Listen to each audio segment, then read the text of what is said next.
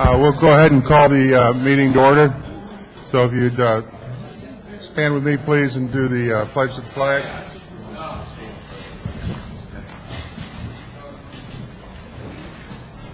I pledge allegiance to the flag of the United States of America and to the republic for which it stands, one nation, under God, indivisible, with liberty and justice for all. And Jim Davis, our Public Works Director, will do the invocation. Almighty God, we magnify your name this beautiful day. Your creation testifies to your power and your glory. Grant our leaders wisdom in discussing the issues of our neighboring counties. We desire to be good stewards of your handiwork. In your precious name we pray. Amen.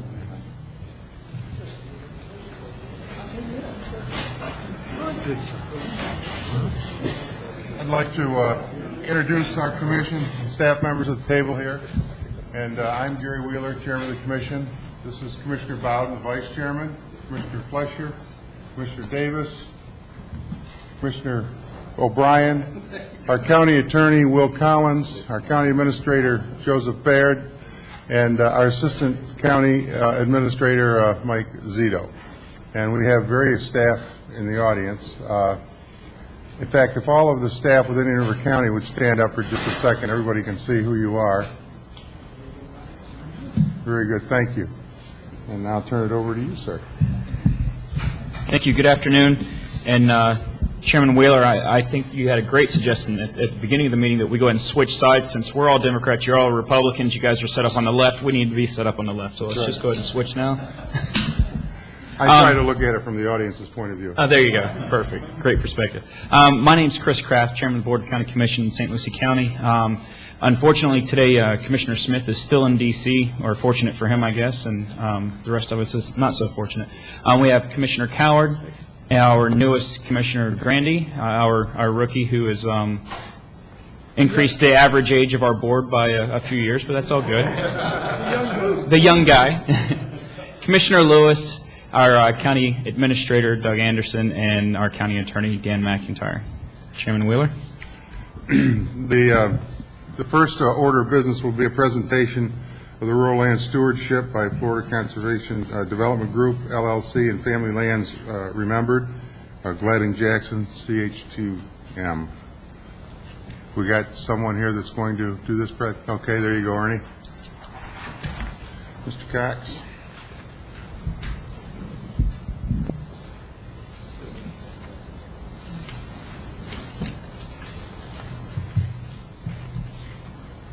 Let me make sure I know this works. Which button do I push?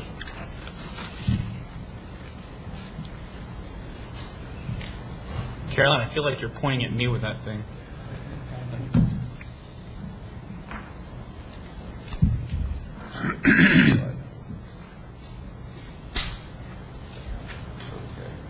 Great.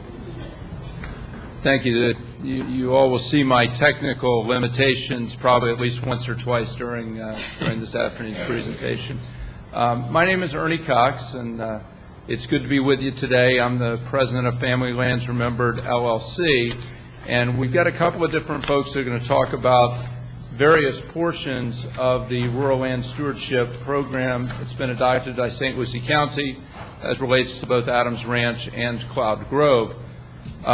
First of all, I wanted to thank everyone, the two commissions, the staff, and everybody who's taken the time out of their schedule today to learn a little bit more about this program. As you get into something like this, you can always do a better job of communicating and getting the word out, and that's something I can tell you we're trying our best to keep all the moving parts moving, but also explain as best we can each piece of it. There is something that we've just been able to confirm, and I wanted to have everybody put it on their calendars, is that on March the 22nd, we will be having a full public workshop on both the stewardship sending area on the 12,000 acres of Adams Ranch and the stewardship receiving area for the 5,000 acres on Cloud Grove. And that'll be a much more detailed presentation than today. We believe it's going to take place in the evening, and we believe it's going to take place at Lakewood Park Elementary School. So I'd like to invite everyone. We'll send out postcards again in advance of that, but that'll be a real detailed look, more detailed than today, on both the sending area and the receiving area. And also this is kind of an informational workshop because both of those applications have yet to be submitted. The Development of Regional Impact has been submitted. We've gotten some comments in, but the stewardship sending area, the preservation piece on 12,000 acres of Adams Ranch, is going to be submitted, we think, early March. That's what we're working for. The stewardship receiving area application, we think, will be submitted in late March, and the workshop will be kind of in the middle of those two. And then that will go through a full review process with the St. Lucie County staff, and obviously the Development of Regional Impact with the Regional Planning Council. But I really appreciate the chance to come talk with you a little bit about what we're doing today. And I guess the first slide we're going to go to, Cynthia is going to cover. I'll go ahead and change to that slide. Good afternoon. I'm Cynthia Angelis. I represent Florida Conservancy and Development Group, and we appreciate the opportunity to give you a summary presentation of what's planned on Cloud Grove when most folks are taking a holiday and most students aren't here going to school today. I see students in the back, and we surely appreciate you giving us the opportunity to present to you. As you are aware, Florida Conservancy and Development Group is seeking a special assessment district to create a single financing mechanism for the infrastructure on Cloud Grove. We wanted to let this, both the joint boards know that at this juncture we have withdrawn the Indian River County portion from that application. That's about 1,400 acres. We're proceeding with the St. Lucie County portion. I'm not going to belabor that this afternoon because St. Lucie County is giving us the opportunity to present to them this Friday, at which time they would be taking a vote to either support or not support the SAD in the St. Lucie County portion. Thank you. And one, we'll make sure that we've got everybody. If one of us that is presenting today is not able to answer a question that you may have later on, we've got our technical team with us from both the planning side and the engineering side. We'll be prepared to answer questions as best we can. And if you ask a question we're not able to answer today, we'll commit to get the answer to you as quick as we can. Wanted to just spend a couple of minutes talking about the rural land stewardship legislation because it is relatively new in Florida. It was established by the legislature in 2001, and it is a preferred planning alternative for rural lands in Florida. Without going through each of the criteria that are up there, these are the primary reasons that the legislature wished to establish some rural planning mechanisms that were incentive-based. Unfortunately, there was not a lot of planning in many of our rural areas back in the late 80s and early 90s, and most of our rural areas were simply provided a kind of a low-density monoculture agriculture and either 1 unit per 5 or 1 unit per 10 or 1 unit per 20 designation. And so the Rural Land Stewardship Program was saying, listen, there may be a tool that we could use in certain locations, and these are the things it was created to establish. There were certain changes that have been made by the legislature since that time. First, they reduced the minimum size to 10,000 acres. The second is an owner can begin one. Third, there is an allowance in the statute for multi-county stewardship plans. This is not a multi-county stewardship program, and in fact, the rural land stewardship for Cloud Grove and Adams Ranch only applies to the St. Lucie County portion. I think perhaps in the future someone may wish to try two-county stewardship, but at this point there's not been one. There is a DRI exemption, but at the request of St. Lucie County, we agreed, and as was adopted, that if a project meets the DRI threshold, even though it has a statutory exemption, it will go through the full DRI process, and Cloud Grove is doing that. In recognition of the value of agriculture to the state of Florida, in 2004, the legislature added a provision that says agriculture itself can generate credits, and that has been incorporated in the St. Lucie County program. And finally, the idea of addressing long-term visions and 25-year or greater population. This is important in that many of our comprehensive plans throughout the state look at 10 years, maybe 15 years, 20 years into the future. And stewardship was designed to really take a much longer view. And as to the area that's been adopted within St. Lucie County, those 22,000 acres, what we've presented is really a long-term build-out scenario, not 10, 15, but ultimately what's the maximum total that can be done. I'm sure most of you are familiar with the pilot project location. The reason it is a pilot program is that it does not include all of the rural lands in St. Lucie County. It doesn't include a great majority. It includes 2 owners who agreed to be part of the program. And as someone who's been involved in stewardship from the beginning, it's very difficult to get multiple landowners to work together, at least to create something, when you don't know what you might be creating as you go. And so in this circumstance, we were able to convince the owners at that time of Cloud Grove and Bud Adams and his family as the owners of Adams Ranch to participate in creating a rural land stewardship. And so it covers 22,000 acres, very specifically defined. The rules and regulations that have been adopted by St. Lucie County don't apply to any other lands in St. Lucie County. Cloud Grove is a little less than 6,000 acres, shown at the north end of this on the line. Adams Ranch is located between State Road 68 and State Road 70. It's about 16,000 acres. And there is a portion of Cloud Grove in Indian River County. Tim Jackson's going to talk about that a little bit later. It's 1,400 acres. But this is the location of that. You can see the turnpike. Afraid to see. On this one over on the left, the turnpike is here. This is Minute Maid Road, Indrio Road this way, State Road 68, State Road 70, the Okeechobee County line. Here's the goal, and this is taken from the St. Lucie County Comprehensive Plan, and there's a couple of important concepts in it. First and foremost, to protect and conserve agricultural lands. The idea of this program is to allow the Adams family to continue their operations. Second is to direct incompatible uses away from wetlands and upland habitat. The idea is instead of developing in the wetlands and habitat, you develop somewhere else on an orange grove. Discouraging urban sprawl by doing mixed-use, sustainable development. And then creative land use planning and the idea of economic prosperity and diversification. And there's, as we talk about it, we'll talk about some of the efforts that are underway to try to get good jobs onto Cloud Grove and continue the jobs that are on Adams Ranch. As many of you have been on the property, it consists of a number of different ecosystems that are all connected and related. The first is the Cow Creek Swamp System. It's a little bit wetter out there today than it is in these pictures. Sometimes it's very wet, sometimes dry.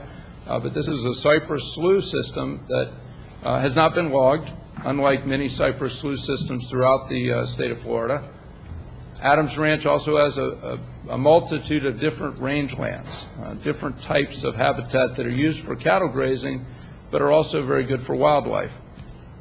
Pastures, some pastures are highly improved. Other pastures have significant hammocks within them. And then marshes and wet prairies. The systems on Adams Ranch are integrated with the cattle ranch so that the environmental values are protected while those lands provide water recharge and water for the agricultural operations. The Rural Land Stewardship Overlay, and we're not going to get into the minute details of stewardship today.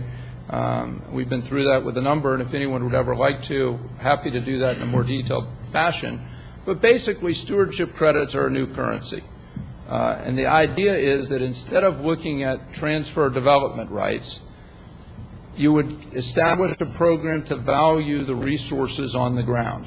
And in St. Lucie County, the resources on the ground have been mapped extensively, and essentially the darker green areas on this map are the higher value environmental lands. And in fact, the darker the green, the more environmentally valuable. The brown areas that you can see likewise have that same shading. And so the darker the brown, the higher the environmental values.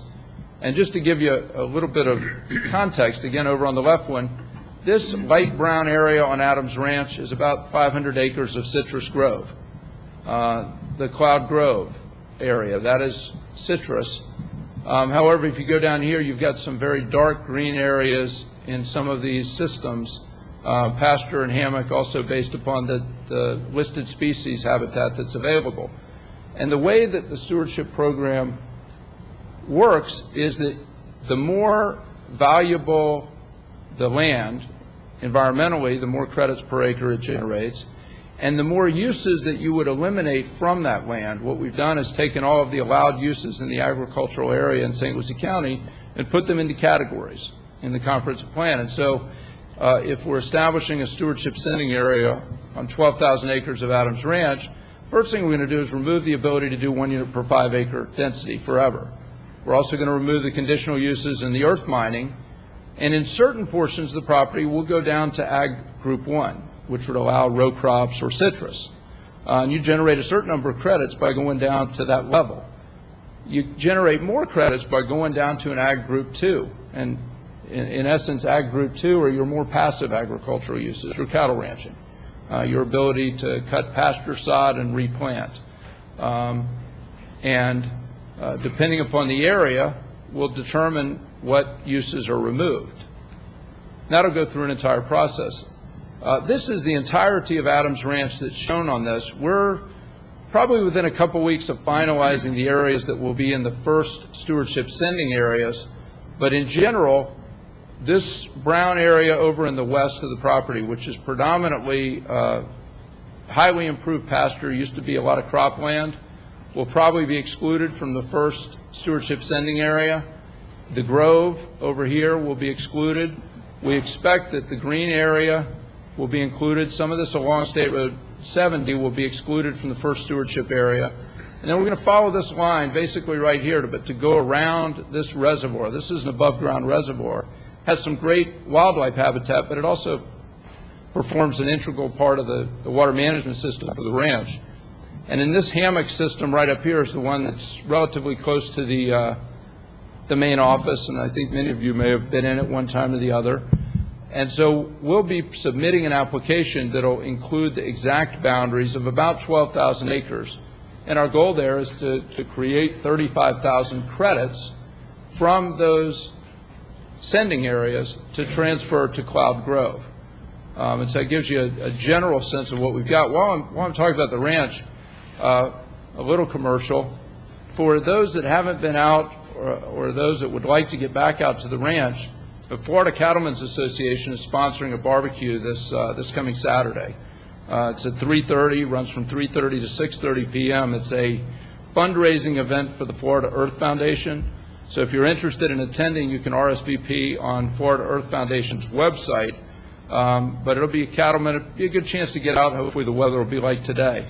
But we'll be submitting, like I said, the SSA, and when we do the workshop in March, we'll get into much more detail about what lands are in that SSA, what are their credit values, what are those credit values based upon, and then what would those credits be done. Last slide for me, and then I'm going to turn it over to Tim Jackson, who's been the principal town planner to go through the town plan and its pieces, is where we are in the process. So first, the comprehensive plan amendment, those are the reviews that took place. That has been completed. The Department of Community Affairs has found the amendments to be in compliance. The Land Development Code has also been adopted, and that has become final. We have not yet submitted the SSA application and the SRA application. Those will be done, like I said, in March, and we're going to begin both of those before any staff review with a public workshop, and would urge all of you that have an interest to join us at that workshop before staff begins its review. So let me turn this over now to Tim, and then, of course, we'll be prepared to answer any questions. Thank you very much, Ernie. I'm excited to be here just to explain to you the master plan for the Cloud Grove new community. On the slide is just the site, and the red is the land within St. Lucie County that is proposed for development. On the southeast corner is the reservoir. The purple is the land that is within Indian River County. Right now, it is not proposed for development.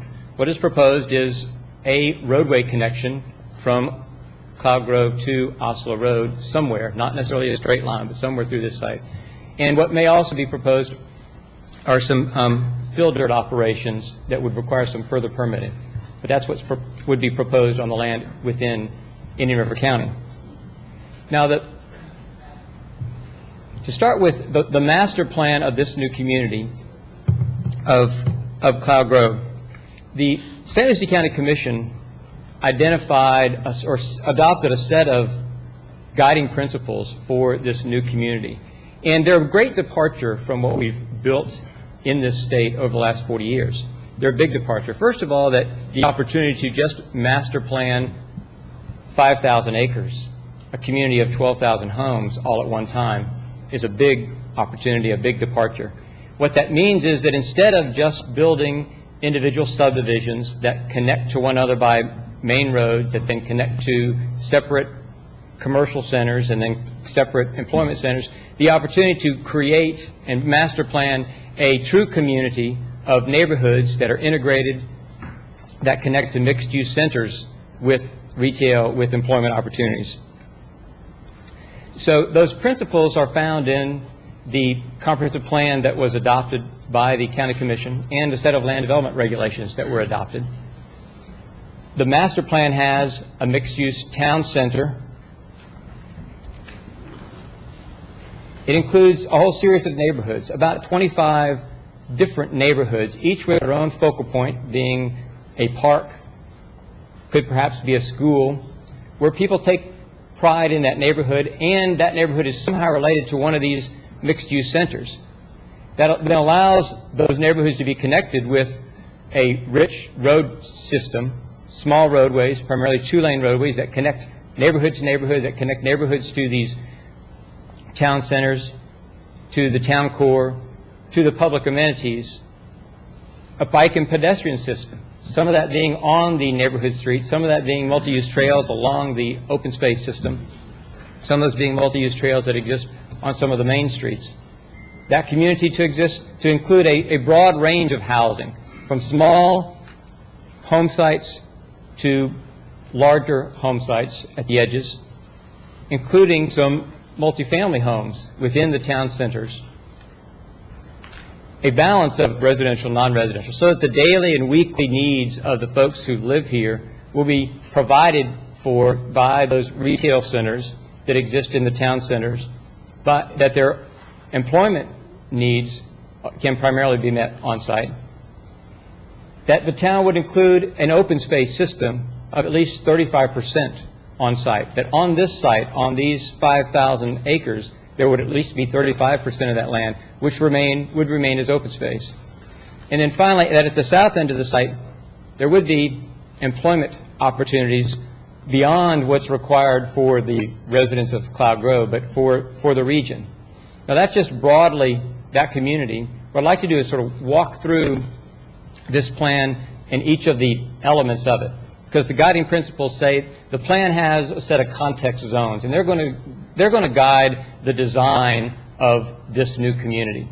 Context zones being a town core, town center, neighborhood general, neighborhood edge, and special districts. So if we start with the town core, which would be the highest density within the new community, that's where, when St. Lucie County decides to put a government center, would be located there in the town core. A library would probably be in the town core. Whatever we have as a civic use, where there'd be just one of them, would somehow probably relate to this town core. It is maximum of 5-story buildings in that town core. Would certainly be on-street parking there, very rich pedestrian environment. It would be a rich mix of uses. So there would be multifamily uses, there'd be office uses, and there would be the retail uses, entertainment, restaurants, all of those things that make a town core special. Another context zone that's defined is the town center. And it's not that there's just one center, but several centers. These are locations where primarily all of the daily goods, services are be provided primarily in those 3 areas that are shown as town center. They would have, again, a wide range of uses in those town centers, very pedestrian-oriented. This is primarily the most pedestrian-oriented elements of the whole plan. In the town center, in the town cores, you wouldn't allow parking between the fronts of the buildings and the streets. The buildings would relate to the street. Any parking would be on-street parking or be located behind the buildings. Our next context zone would be neighborhood general. And it's not that this is one neighborhood, this is a whole collection of neighborhoods. They're more dense than the neighborhoods at the edge. They're less dense than the neighborhoods that exist within those town centers. And the neighborhood general does include a mix of multifamily and single-family housing. Primarily, single-family housing would be found in the neighborhood general. And here, each neighborhood would be developed with its own focal point, its own center that is a neighborhood park, or it could be a school. It could be a place of worship, some kind of civic center that provides an identity, a pride for the folks who live there, and they relate to it. So when someone says, "Where do you live?" they may say, "Well, I live in Harrison Place at Cloud Grove," for example. That's their neighborhood, as we do in many of our traditional neighborhoods in cities across the state.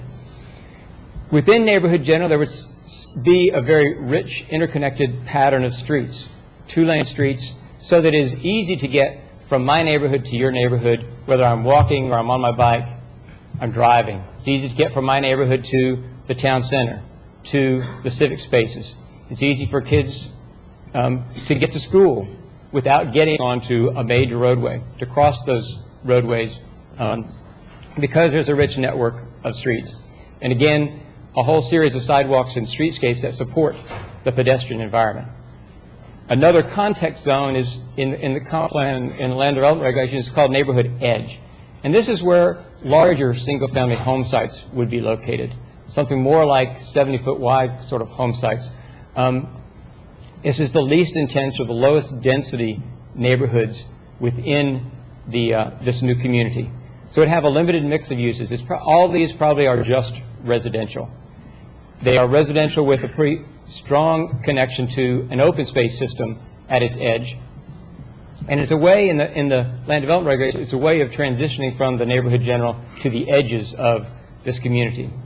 A final context zone is our special districts that are defined in the regulations. And essentially a special district doesn't fit into those neighborhoods. So it's civic uses, community parks, larger community parks or regional parks, utility sites, and then the employment center that relates to a proposed new interchange at the Turnpike as a special use district. It would not be a mixture of uses. It would primarily be employment uses or retail commercial at the interchange.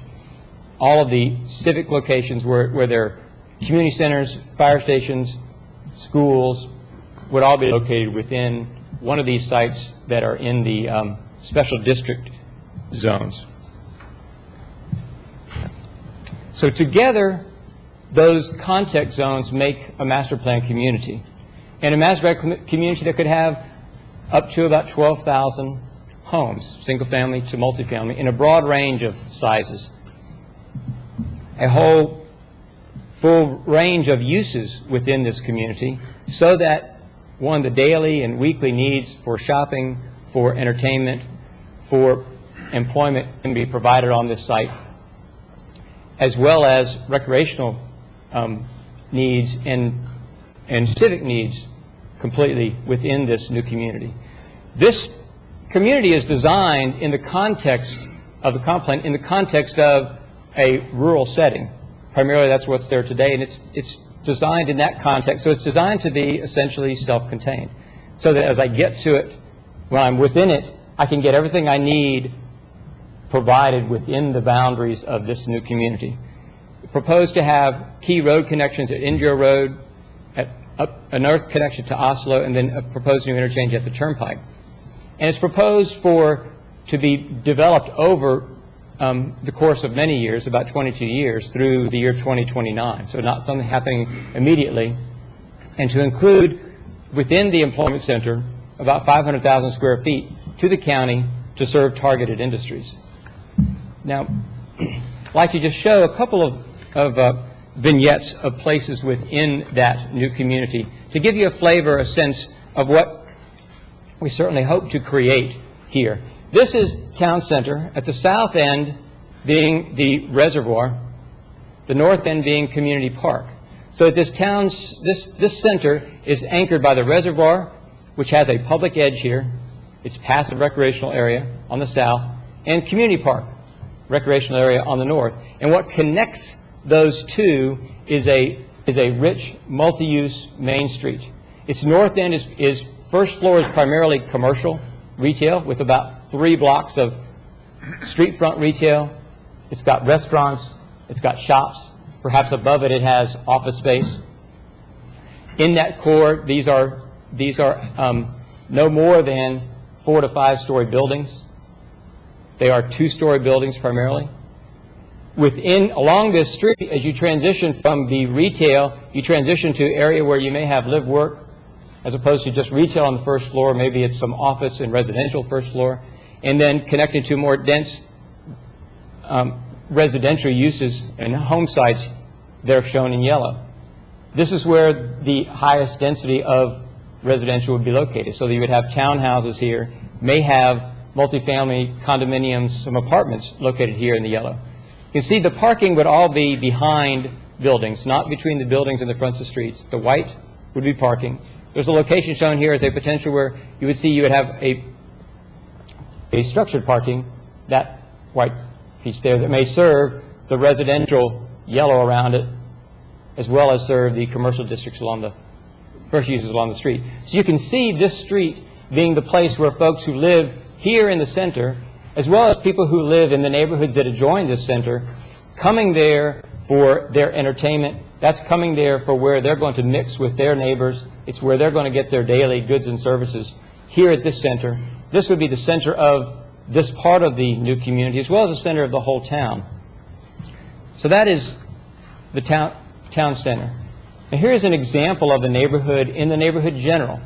Again, it's got it's got home sites that perhaps they're 40 feet wide to 60 feet wide in a mixture of home sites. Could have some townhouses within the neighborhood general.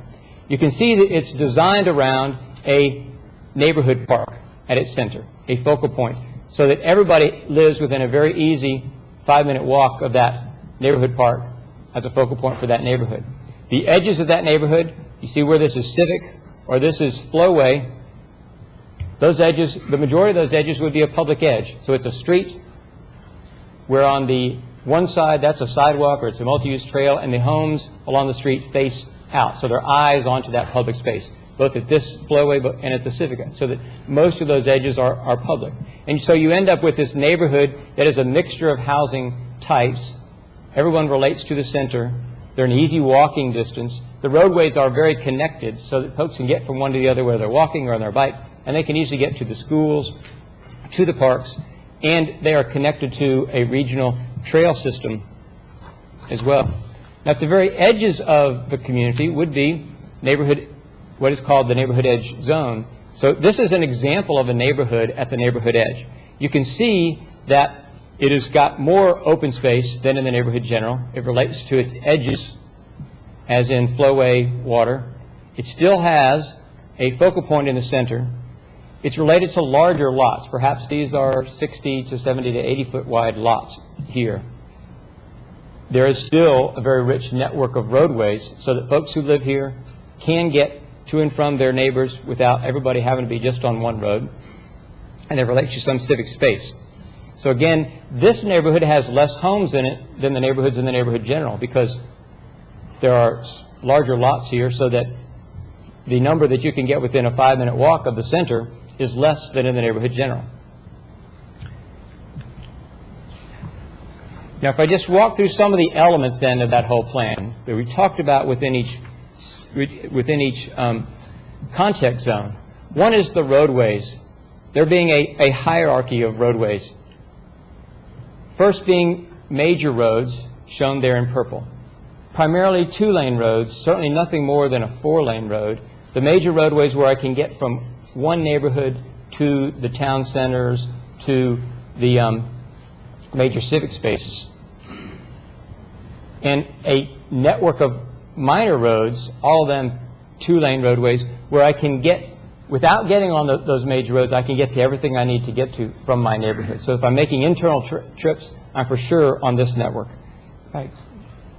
If I look at this regional network, this is if someone is making a longer trip and proposing to come through the new community of Cloud Grove, they're going to be on one of these major roadways. They're not going to be on the minor roadways that traverse through the neighborhood that are connecting to the town centers and the civic spaces. And then there's a whole series of local road connections that in the sketches of the neighborhoods you saw those networks of roadways, and this just is trying to reflect that set of road connections. The key connections externally being a connection to Invio Road, a connection to proposed new interchange at the Turnpike, and then a late connection north to Oslo Road and perhaps to a new Oslo Road interchange at I-95. This network of roadways would allow for all of the internal connectivity that's needed. Within this town cores, there would be locations for transit stops, and ending up with a network of roadways that actually serves as part of the public realm. It is creating a framework for this great new community of Cloud Grove. That road system does also relate to a pedestrian bike system. Those neighborhood roadways are part of the bike and trail system because those are sidewalks. This whole system connects key destinations, the town centers, the parks, the civic spaces, and would include a hierarchy of paths. So certainly there will be some major trails, multi-use paths along the edges of the reservoir, probably along the major flowways, some minor trails and paths that do connect you into the town centers, and each neighborhood would have a set of sidewalks to make it very easy to get to and from all those uses without driving your car in a very safe way. Again, the connection to the regional trail system is most likely going to happen out along Invio Road. You can see the town centers as major destinations. You see the civic and park spaces as major designations connected by the system. All those civic uses, the schools, the churches, the flowway system and the reservoir being locations where that system of bikeways and pedestrian paths connects. The open space system is also part of what makes this a very rich, exciting community. The open space system includes the reservoir itself, which will have primarily a public edge so the entire community can enjoy it, can relate to it. It includes flowways, much of that flowway being part of a public edge that people can see, that perhaps some of that has trails to it. A set of neighborhood and community parks. The neighborhood parks aren't actually shown here, but there's a park within each neighborhood. And remember, there's about 25 different neighborhoods, so there are at least 25 different neighborhood parks that also dot this landscape of this new community. And then not just the major flowways, but there are minor flowways that also are part of that whole open space system that serves to provide a place for the trail system to exist, provide a way to get from one neighborhood to the other, and provides connections to things like the whole pedestrian green necklace, whereas the flowways with the reservoir, so that everybody can get to a trail system where their purpose there is recreation, their purpose there is to go to the center or the for a concert along the reservoir, whatever. They have a way to get there, and in this system they can get there without ever getting into their vehicle. They can get there on their bicycle. They can get there by walking. A whole series of open space system that connects those. And the open space system comes into the town center itself. You saw there are civic spaces there, there are plazas there, park systems, so that that open space system, again, is part of that public realm that helps to make this a great community that people can identify with and people take great pride in. The housing, the homes within Cloud Grove will be a broad range of home sizes and home types. Single-family homes, perhaps 40-foot lots up to perhaps 80 or 90-foot wide home sites. Townhomes, as well as multifamily condominiums, multifamily apartments would be a part of this, the the homes within this community. The idea is that it's not just one. First of all, it's not just one size of home, so it's one type of family or one size of household that's there, that it's a rich mixture of household sizes, of household ages, and that provides a variety of lifestyles, not just within each neighborhood, but within the whole community. So that you don't essentially end up with subdivisions that are separated and isolated from one another, but you actually have homes that are mixed throughout, that are connected to one another, and you end up with this mixture of community within this new place. Also, there's a commitment that 8% of the homes would be affordable, would be available for workforce housing. That is between 50% of the median income, available for 50% up to 120% of the average the median income within the county. And that number would be, those homes would be provided in concert with a partnership with the local Habitat for Humanity that Lennar and Centex have been working on for a long time here, and we'll bring that forward as part of this proposal for the new community. So the town has, I've said several times, a balance of residential, non-residential uses. Primarily the non-residential are located within the town center locations, as well as an employment center that relates to the proposed new interchange. It also includes 500,000 square feet for St. Lucie County to attract and serve targeted industries off that proposed new interchange. If you look at a statewide, the statewide basis, the Cloud Grove site here in St. Lucie County has the opportunity to be part of and help connect what could be a regional life sciences corridor, a statewide life sciences corridor that connects the Burnham Institute in Orlando to Scripps Research Institute. You have Torrey Pines in St. Lucie County, you have the Research Education Park, and the opportunity at Cloud Grove with that number of acres and the amount of space that could go at that interchange is another location that could provide some connection and further strengthening of that corridor, that statewide life sciences and education corridor. Now, what are the key steps in this process? The comprehensive plan policies and land development regulations have been adopted for the rural land stewardship area. The pilot program for Adams Ranch and Cloud Grove has been adopted. The Adams Ranch Stewardship Sending Area application is getting ready to be submitted. The Cloud Grove Development of Regional Impact, which includes the master plan, is in process. It has been submitted. It's going through review process of all the different issues from transportation to environmental to public safety. There is a Cloud Grove Stewardship Receiving Area application that's going to follow shortly, expecting that hearings before the St. Lucie County Board of County Commissioners would occur late in 2007. They've been asked also to touch on the transportation proposal. This is the Cloud Grove site, the Adams Ranch site, and existing roadways. You can see the site, the town is not served by existing roadways. What's proposed are a set of roadways to connect this new town and to connect them over time, so that you have proposed initially in the first phase that Indrio Road extension from I-95 out to Cloud Grove would occur and serve traffic through the year 2014. That after that, that would be this would be, I believe, initially planned as right. It's initially planned as a 2-lane roadway. It would be expanded later to the 4 lanes. That for the next phase to go beyond 2014, there would be a connection of Minute Maid Road to the Florida's Turnpike, so that through 2019 there would be Indrio Road extension that provides roadway access and the Minute Maid Road connection to the Turnpike. That the third phase through 2024 would be that same network of Indrio Road, probably expanded, and the Minute Maid Road interchange. And then beyond 2024 proposed to be a connection to Oslo Road, north of Cloud Grove, connection to Oslo Road, and the potential for a new interchange at I-95 and Osceola Road.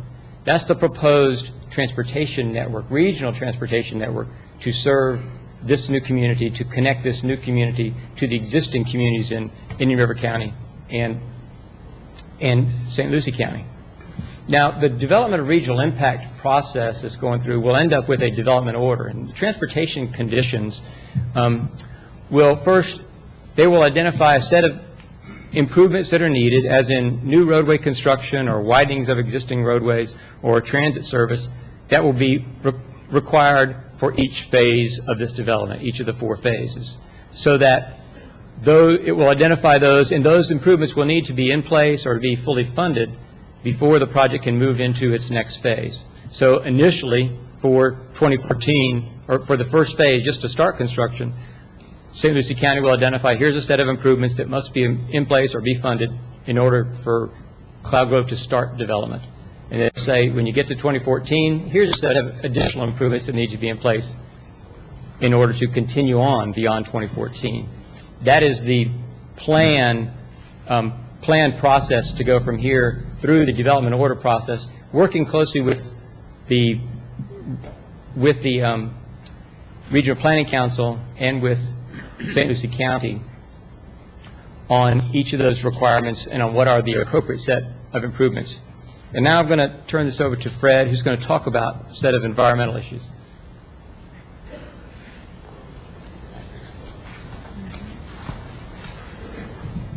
Good afternoon. My name is Fred Roth, and I'm with Michael B. Score and Associates, and we're here to talk a little bit about the environmental benefits. I'm going to talk a little bit about the surface water and the water use, and then I'm going to let Tim talk a little bit more about the environmental aspects of it.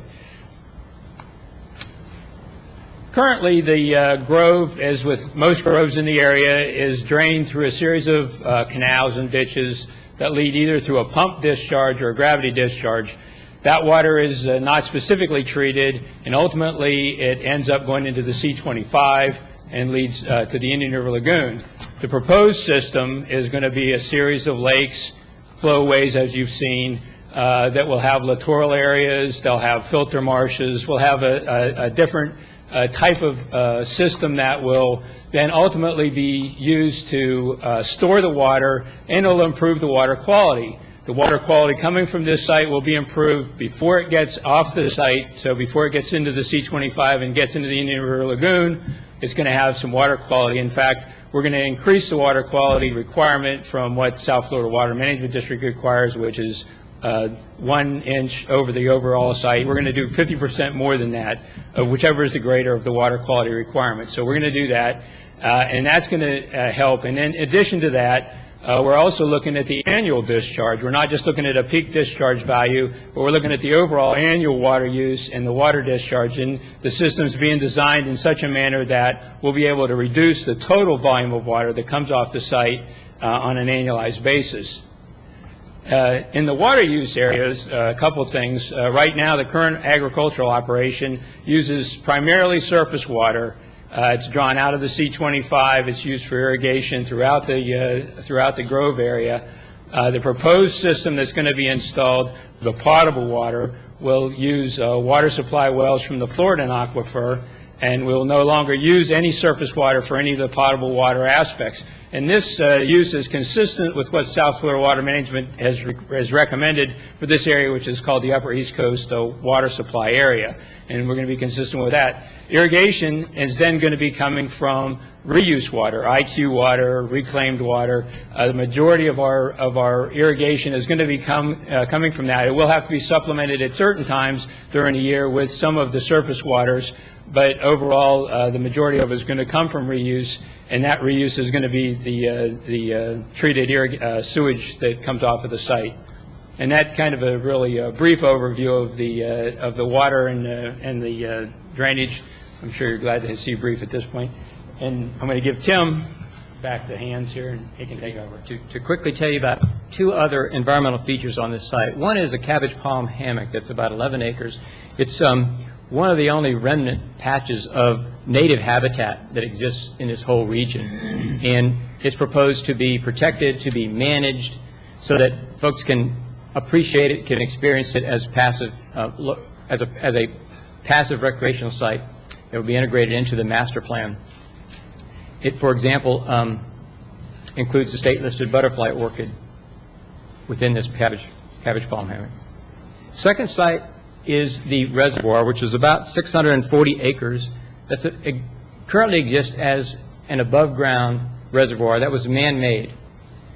In this master plan, that reservoir will be restored into several types of wetland systems. That restoration is primarily focused on providing habitat for the snail kite so that its food source will thrive, so that the snail kite will also thrive. That location or that reservoir would also be part of the integrated stormwater management system, so that stormwater, after it has already been treated, would flow into this system and then be part of that whole integrated system that results in the surface waters coming off this site being better quality than they are today. And the snail kite itself, some of you know, it is listed as endangered by the U.S. Fish and Wildlife. Certainly are fewer than 1,500 anywhere in Florida. Restoration of that reservoir will result in improved habitat for its food sources, apple snails primarily.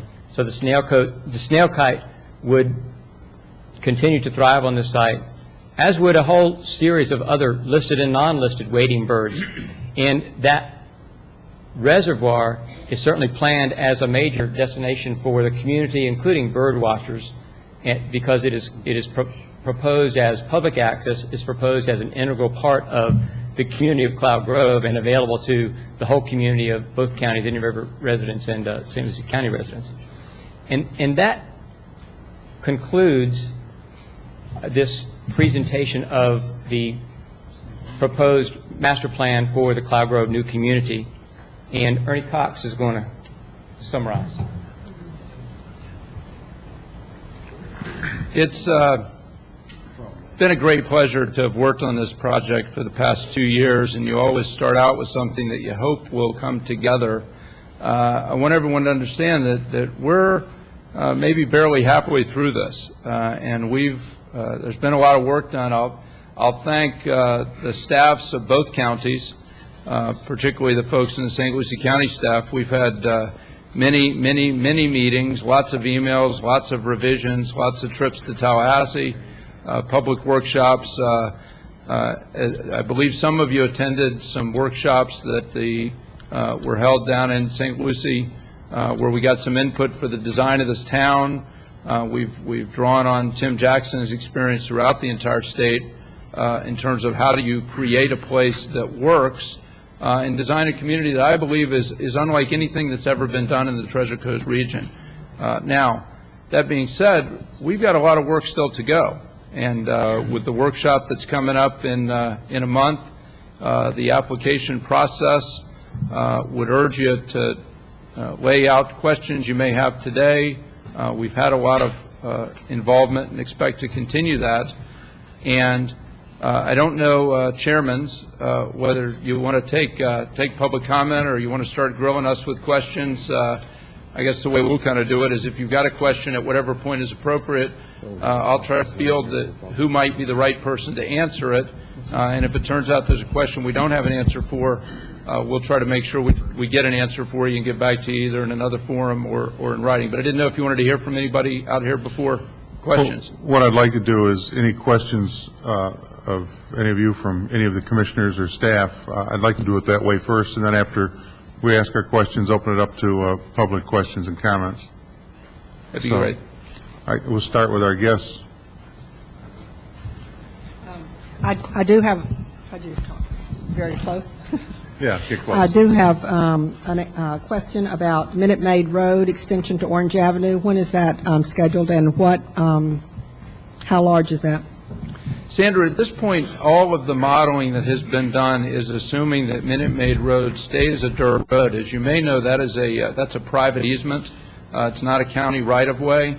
And so what we have done is designed and worked on the traffic so that Minute Maid is only a turnpike interchange. The folks that may use that dirt road would be able to access the interchange, but we're not planning to widen or improve or use that as access. Certainly, we've had some folks along that way who've wanted to. Some have said no. And so as we've done our modeling, we've said, that's not something that we've plugged in. So that's where we are right now. So that doesn't, you don't intend, I saw a line down up. Yeah, the dotted line was to kind of indicate that it's a dirt road. It's there. We all know it's there, but it's not a planned improvement. It's not in your plan? No, ma'am. Any other questions from anyone on our side? No, go ahead. A few, I guess, or comments. One is, what is the current number of units that could be put on the Cloud Grove site under its existing zoning and land use? Okay. I'll answer that, and then I'll explain the broader context. Currently, the Cloud Grove site is at 1 unit per 5 acres. And so if you got about 6,000 acres, you're looking at about 1,200 homes, and homes by themselves without a mix of uses. When you combine that with the Adams Ranch is also currently 1 unit per 5. The total that could be done without stewardship would be 4,464 total units. The St. Lucie County Comprehensive Plan that has been adopted has an absolute limitation on the number of homes that could be built on the whole 22,000 acres of 13,428. So the total that could go in the entire area is 13,428. And what we're planning to do is 12,000 of those homes will go in the mixed-use town of Cloud Grove. Okay. For the 12,000 proposed units at Cloud Grove, how many deep, or the Floridian aquifer wells, how many wells do you anticipate having to drill to supply water for those units? We're not sure how many wells. We had a meeting with the South Florida Water Management District last week along with the St. Lucie County Utilities folks, and there's kind of a difference of opinion as to whether it's better to have a smaller number of larger wells or a larger number of smaller wells.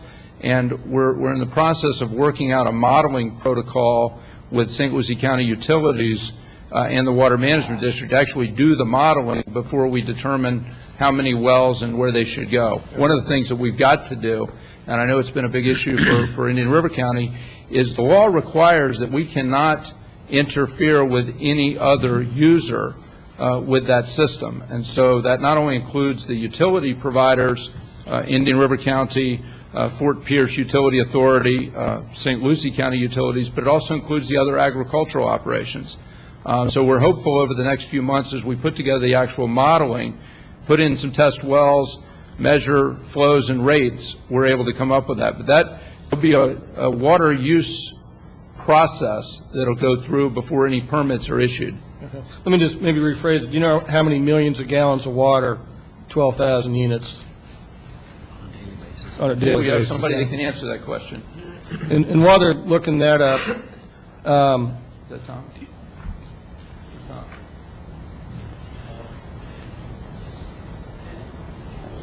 How many millions of gallons for the 12,000 homes at build out? On an annual average day basis, it's about 0.83. On an annual basis? Annual average maximum state can handle about 500. okay, but, can you come up to the speaker, please? Yeah, if y'all can bear with us, we'll get the person up here and answer questions. Introduce yourself. I'm Tom Aldeck with CH2M Health. Okay, do you have a number for the million gallons per day of consumptive water use for 12,000 units? At build out for the 12,000 units and all the commercial and all the everything for the facility, it's on the order of 3.83 million gallons per day on an annual average basis. Thank you. I've got some experience in the town of Celebration in Kissimmee, and this layout looks a lot like Celebration. And when you're talking about the special assessment district you wanted to pay for the infrastructure, is that going to lead to special assessments for providing police and other city-type services? The assessment district would be able to do that. One thing we've got in St. Lucie County is there's a separate fire control district, and so we would be working with the fire control district in terms of timing and phasing of facilities. The district may be able to help create some facilities, but there are also assessments that go through the fire district. We're also having similar discussions with the St. Lucie County School District as to how we might do it. The basic idea of the special assessment district is that the properties within the project pay for the infrastructure as they go, rather than having existing St. Lucie County taxpayers paying for those facilities. It's similar to in the northern end of Palm Beach County, you have the Northern Improvement District that funds. I live in a community known as Abacoa, and they take care of the infrastructure, the drainage, the environmental features within that community. And that way the residents of Abacoa are paying for that as it goes forward. Okay.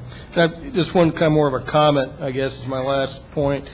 All the internal parks and the walking and everything and all that is kind of nice and everything, but, you know, we live in South Florida, we live in Eastern Florida, and one thing people love to do is go to the beach. So, you know, how are all those people going to be getting to the beach every day and the boat ramps and the Indian River Lagoon? And, you know, we all head east. And I think one of these, you know, it sounds great to say everybody's just going to stay in this little community and walk and not drive anywhere, but that's not the reality. The reality is those people are going to be on the roads, going to be driving east to go to the beach, go to the river.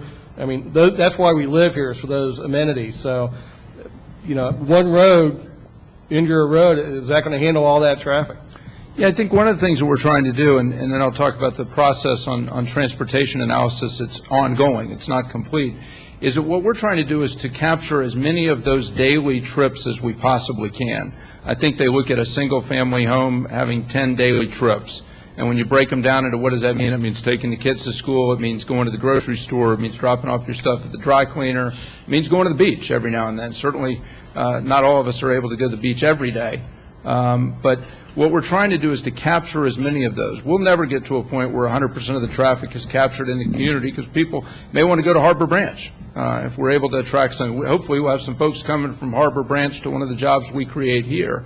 So what we're trying to do is to minimize the number of external trips by dealing with that. And then part of the analysis is, what are the number of external trips that we're going to have to go to the river, to go to the places that aren't within Cloud Grove, and then make sure that we've got the roadway network to provide for those. Another thing we're trying to do, and it's hard because we're all just used to cars and roads, is we're trying to determine if there's a way to get some of those people out of a car and perhaps into a trolley system, or out of a car and into some other sort of transit. I won't say mass transit, because we're not going to build a whole bunch of trains around here. Right. But that's something we're looking at. And that, as we go through the traffic analysis with not only the DRI but the stewardship receiving area application, that's something we could really use some help on. And I'd ask you, we've got to come up with a way that we all don't get in our cars and get out on the main roads to get everything that we need. So it's a work in progress. Mr. Chairman, that's all I have. Okay. Anything else from this side? Okay. Anyone? St. Lucie? Doug? Mr. Chairman, I just wanted to give a more direct answer to Commissioner O'Brien's question. I think he was asking about the entitlements of the affected parcels, and we talked about Cloud Grove being, 6,000 acres, and there was about 1,200 entitlements sitting there today. But when Mr. Cox answered your question about Adams Ranch, he used the entirety of the property to identify 4,464 entitlements. In fairness to what's going on, we're talking about a sending area not on the entirety of the ranch. It's only on about 12,000 acres. So the entitlements are really about 2,400 units. And that was one of my major objections. I've been a strong supporter of the concept of this project from day one. But if you look at the actual entitlements, it's not fair to use the entire ranch, because you're not setting aside the entire ranch. You're setting aside 12,000 acres as that sending area. So the entitlements, if you work them out, is closer to about, I think, just shy of 500% increase in density. And that's where I have major objections about this project, because I think, again, there's lots of good aspects to this, but I think we're creating way too much additional development in the outside the urban service area.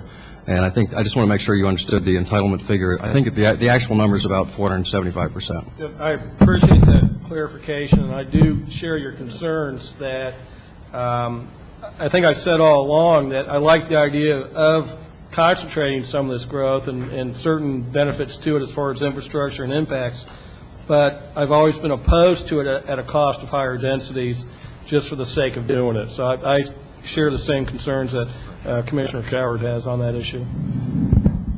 If I could, I'd like to follow up on the road issue, because I'm learning some things myself here today, even though we've had multiple presentations. I don't know if we could put the map up that had the phases for the roadways. When we have small subdivisions that come in, say 100 housing units, we typically, I try and identify at least 2 ingress and egress points.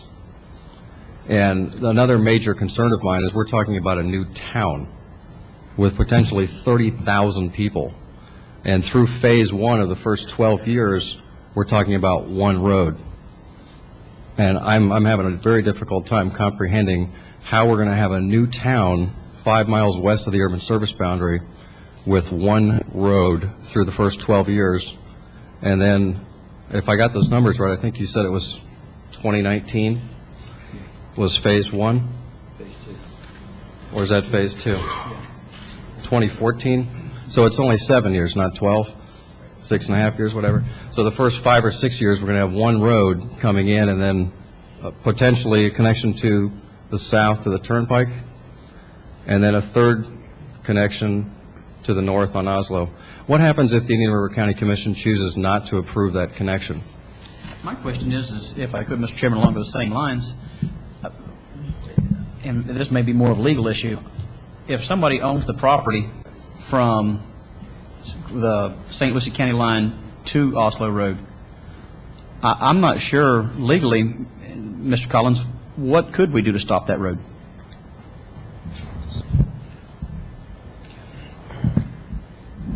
To stop a road from being built up to Oslo? Yes. Well, if they own the property. I'm not sure that you could if it's on private property. That's kind of my exactly where I was going with that. If they own the entire piece of land, I mean, we could have some say-so on whether it was zoned or increased in zoning. So you'd have some permitting authority with respect to runoff and discharge and things like that into the waters, but it conceivably could be just like a grove. You can install a road through your grove to get your goods in and out.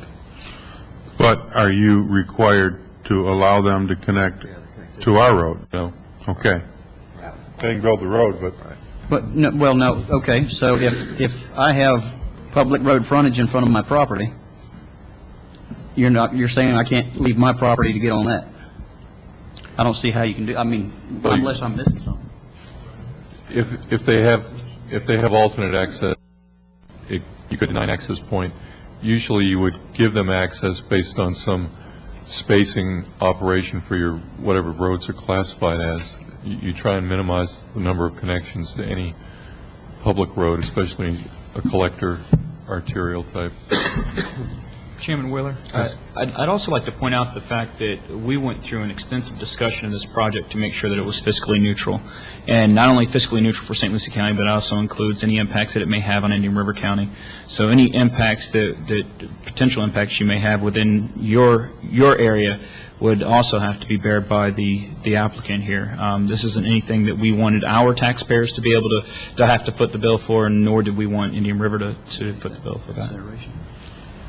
Mr. Chairman, at the same time, when we had deliberations, we certainly asked the applicant what the views of Indian River County were. And my recollection is that there were no major red flags identified.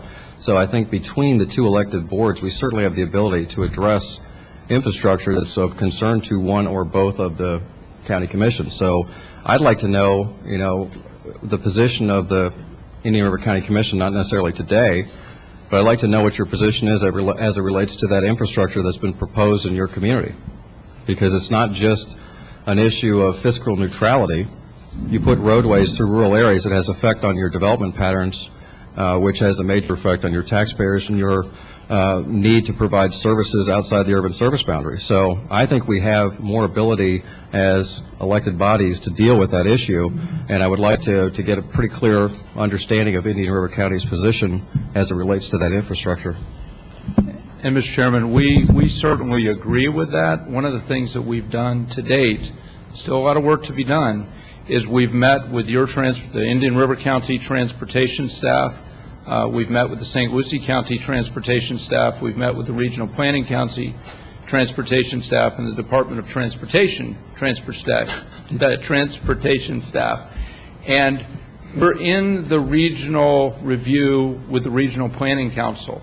And so what I would ask is if we can have an opportunity to continue working with those four staffs on what this proposal would be, and to really be able to present the detailed numbers of trips that would be on the roadways and where those work. There is an existing process with an application that allows us that opportunity to get all that information together, work it through with your technical staff, and then present it. Certainly we would expect there to be development order conditions, which would include input from Indian River County on the transportation network.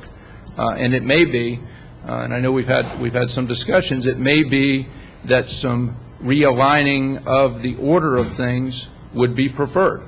That all depends in part upon what happens with the interchange justification report that I know is being worked on by the MPO. So we welcome that discussion and look forward to it. And I think that, it'd be appropriate time to address that. I can tell you where the problem I have with it. We're kind of sandwiched in between two counties that have a different philosophy on growth than Indian River County has. St. Lucie to the south, Palm Bay, Brevard to the north. And it's almost like we're becoming a borrow area for water, for dirt, for traffic, and even in some cases, and particularly in this case, possibly traffic coming up to use our commercial facilities. So I'd have to look at that in depth. I'm not excited about the road coming up. In fact, when you were in front of us at the commission, I asked, what's the advantage of us having that road connect to Oslo? And the answer I got was it would create enough traffic so we would probably be likely to get our Oslo interchange. And in my way of thinking, that's not appealing to me, and I'm one commissioner. And as long as I'm talking, I got a few questions. When we talk about, we don't talk about transferring densities now. We talk about transferring 35,000 credits. How do you define those credits if they aren't units, and so on and so forth? That's question number one. That's what we've been asking for. I asked that when they were here last year, too. I think you were on the stage. I'm trying to get back to a slide that I can show it. It may take a minute. Yeah, exactly.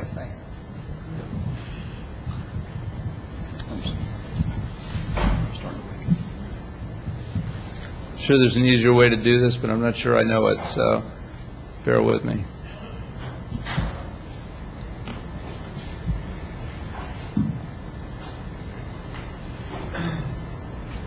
We have to go through all clicks. There you go. Okay.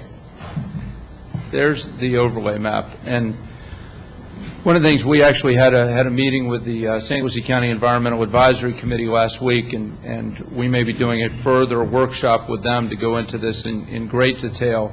But essentially, Commissioner Wheeler, the stewardship program is not a TDR program where you take what is the existing density on the property and you transfer that existing density.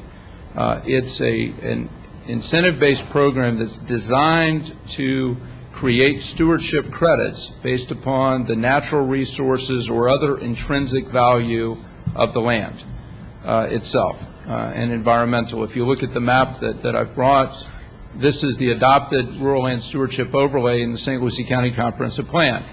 And what happens is the natural resources and the agricultural resources and the cultural resources of the property will create credits. Now, the credits have not been created yet. They go through a stewardship sending area application process, at which point we'll present all the data to the county. The county will review it. The county commission will ultimately, we hope, approve the stewardship sending area.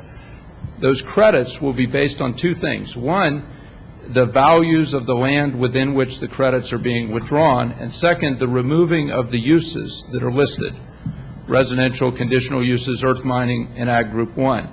So the credits are based on the values of the land.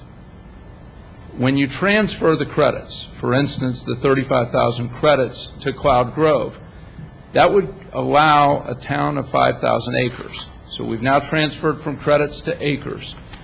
Within the comprehensive plan adopted by St. Lucie County, the minimum density of a 5,000 acre town would be 10,000 homes. The maximum would be 12,500 homes. And so if you have the 35,000 credits, you can do a 5,000 acre town, and that town would have between 10,000 and 12,005 homes. And now, since we're talking about that, that's what we got. There's provisions for smaller developments such as a village. But when you look at the land, and this goes back to Commissioner Coward's comments, Commissioner O'Brien, if you took the 12,000 acres of Adams Ranch and the 6,000 acres of Cloud Grove, you end up with 18,000 acres within this first sending area and receiving area. The total homes that would be allowed under the base zoning would be 3,600. So you'd have 3,600 homes that you could do on that property. We're going to do 12,000 homes. So it is an increase on those specific lands from 3,600 to 12,000. But I wanted to point something out, and this is why I went back to the slide. If you remember, the Adams Ranch generates more credits for the more environmentally valuable sections. So for instance, if I were to transfer credits, whoops, here we go. If I were to transfer credits from a dark green area, the dark green area is going to generate more credits per acre than perhaps the Grove area. And so what happens is, in doing the identification of the most valuable habitat on the ranch, we're putting the most valuable lands, which generates more credits per acre than if we were to use less valuable lands on the ranch. And so the incentive is to protect the most valuable stuff first, to essentially try to value those resources higher because of their value. One of the things, and this is maybe a little bit more background than you want, but one of the basic principles of creating rural land stewardship was to recognize that all land does not have the same value from an environmental perspective. But unfortunately, the market appraisal system that we've created over the last 100 years values natural resources very low. It would say to you, if you owned a farm or a ranch, and you had wetlands on your ranch and you had uplands on your ranch, your uplands might be worth $25,000, $30,000 an acre. Your wetlands might be worth $1,000 an acre. Well, if the wetlands are valuable, they're not reflected in a market appraisal. And so the idea behind stewardship was, let's figure out a way that those wetlands and natural systems can be creating value if we don't ever develop them. And that's important, if we don't ever develop them. And so part of this program is the protection permanently of the best 12,000 acres of the Adams Ranch to create the town. Now, if there's a future sending area on Adams Ranch, it won't create as many credits per acre because the best stuff will have already been put in. And the county's comprehensive plan does include an absolute limitation on the total number. So I wanted to kind of explain it. It's a little bit counterintuitive, and that's kind of how that works. I think as we go forward, if it would be helpful to do a workshop and get into that in minute detail, I'd be happy to do that. Mr. Cox, who determines the value of the land, this particular land? What we did, Commissioner Bowden, is we had two environmental consulting firms, Wilson Miller and EW Consultants, who spent weeks and, as it turned out, months on both of these properties, and then in valuing the different resources that were out there, presented that information, and actually now adopted in the St. Lucie County Comprehensive Plan is a matrix that talks about what those resources are. This particular map that we're looking at is an adopted part of the comprehensive plan, and then the stewardship sending area application will go in with much more detailed data to look at how it fits within that. Commissioner Wheeler? Yeah. If I can just point out something here today. I really like the interest that your commission has in this particular program. Whether you like it or not, that's remains to be seen. But I think what's important is that we stay on topic as to how this relates to Indian River County. How is this going to impact you, whether you want those impacts the way it's being proposed by this particular applicant or not. We can get into the minutia of talking about the program that's already been adopted by St. Lucie County, or we can say, okay, is this the right place for this particular development to go in relation to Indian River County? And I think that that's really the question that we need to be addressing today, is how is this going to impact Indian River, and is that an impact that you are willing to accept or not? Well, I think without asking the questions, it's hard to answer the question.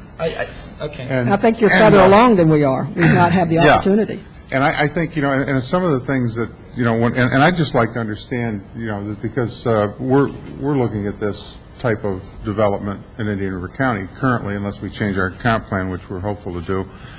But a couple of more questions, follow up on that. How many units can you get out of 35 credits, 35,000 credits? I mean, assuming that that's the number.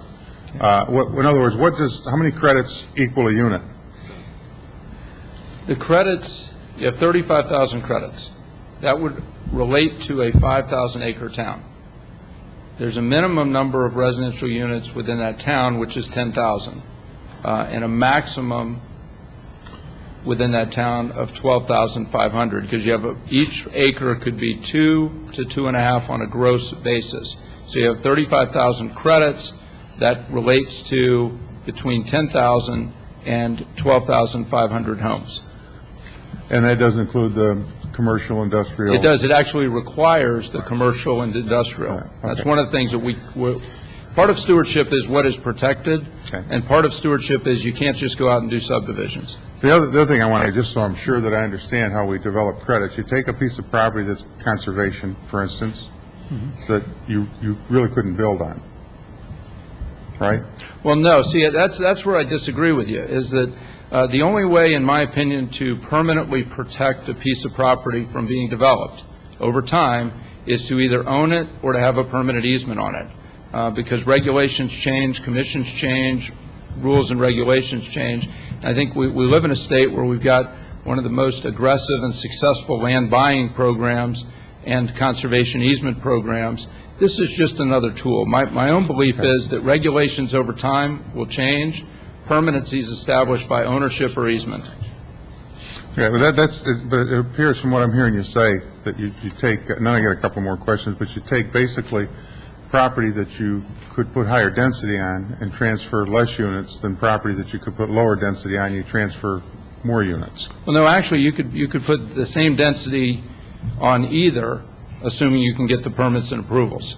That's an assuming. Yeah, okay, yes, assuming. Okay, the other thing is the village concept, I think, of what you're doing, and we've looked at in our county, and I think the concept is good. But concerns I have is, it's kind of what comes first, the chicken or the egg, or which comes first, the residential or the commercial. And when you're building your residential, you've got to have some type of a residential base before anybody's willing to go in and set up commercial, for them to purchase their groceries and their goods and so on and so forth. And during that period of time, particularly with one exit or wherever you're at, you're going to be filling the other roads up outside of your village, and they're going to be traveling outside the village to get the goods and services they need. And over a period of 15, 20 years, it's going to create a lot more traffic, I think, than is being looked at with your build out, until you get build out. So it's hard to get anybody that wants to put a business in before there's a customer base. And that's one of the problems I see in our county with the village concept too, because they sell the village concept by saying we're going to keep everybody in here, we're going to provide all the services, but it's going to be years before the services are provided until they fill up the residential. The only place I've seen that work, and from my point of view anyway, was Kellery Judge, because they were completely surrounded by residential already. They had a customer base before they started even develop their concept. So that's a concern I have. Yes. It's very much a concern of ours, and one of the things that we are working on with both our retail folks and our transportation folks is how you could phase in bits and pieces of those daily needs over time. You're not going to, at the very beginning, be able to support a full-size Publix. You may be able, at the very beginning, to support a country store. And so one of the things we're really trying to look at is there's some examples that have been reasonably successful. For instance, the Villages up in Sumter County, where they've actually built in some of the commercial very early. I know there's some developments around Orlando where they have done that. They have built in early commercial. I'm, as you know, working on Babcock Ranch, where we're going to put in early commercial, even if we have to help that business owner up front, because the ability to keep somebody in. But that's our big challenge. It is a chicken or the egg, and I think as we go through the SRA process, we're going to be working very hard to try to link those new homes and residents with things they need as quickly as possible. It's in our best interest, because if we can lower the number of trips that are on those roads, we can then we can lower the impacts that are coming off of the community. But that's something we would certainly welcome any assistance as we go forward. Okay. Any other questions from any other side? Mr. Chairman, but along the lines of the water, I believe that we were asked or instructed or guided by the St. John's Water Management District to move our well fields to the north, or to drill our new well fields in the northern part of the county. And now y'all are putting your well just south of our county, where we weren't allowed to put them in our own county. And that's a concern that I'd like to air a little bit, and mainly for our agriculture industry. That concerns me tremendously.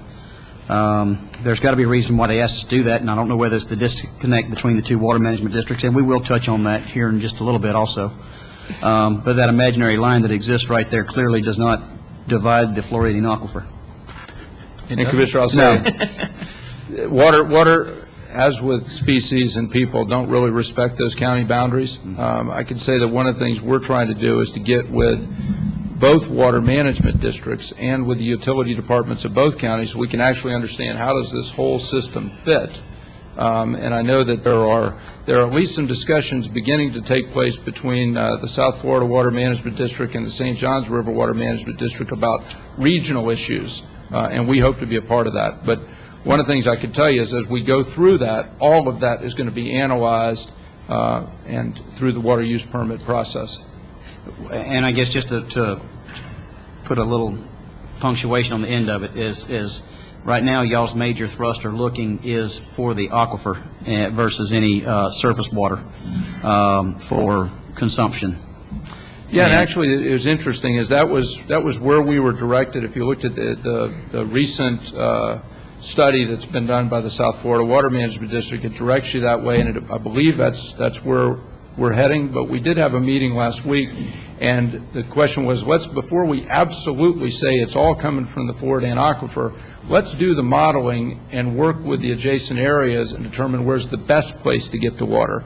So that, I think that's where it's going to be, but certainly a final decision won't be made until a permit is issued.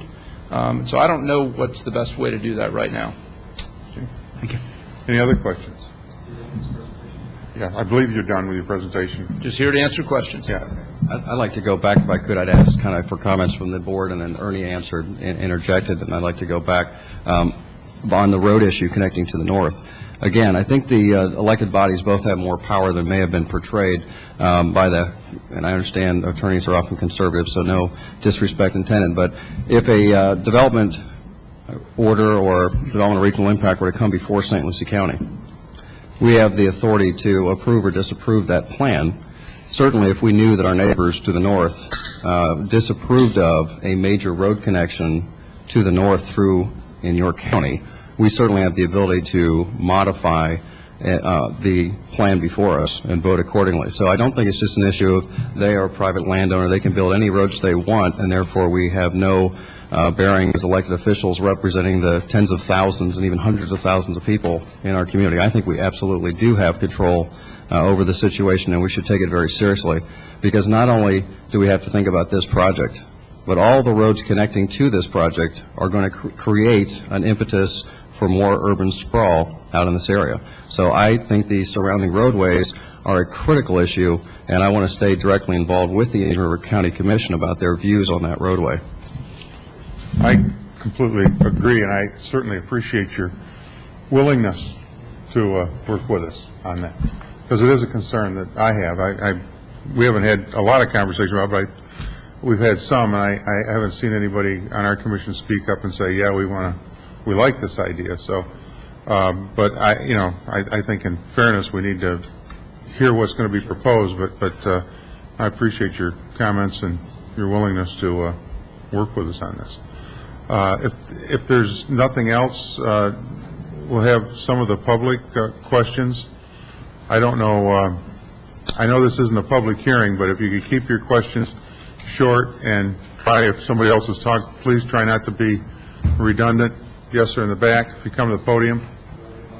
Yes, so we can all hear you.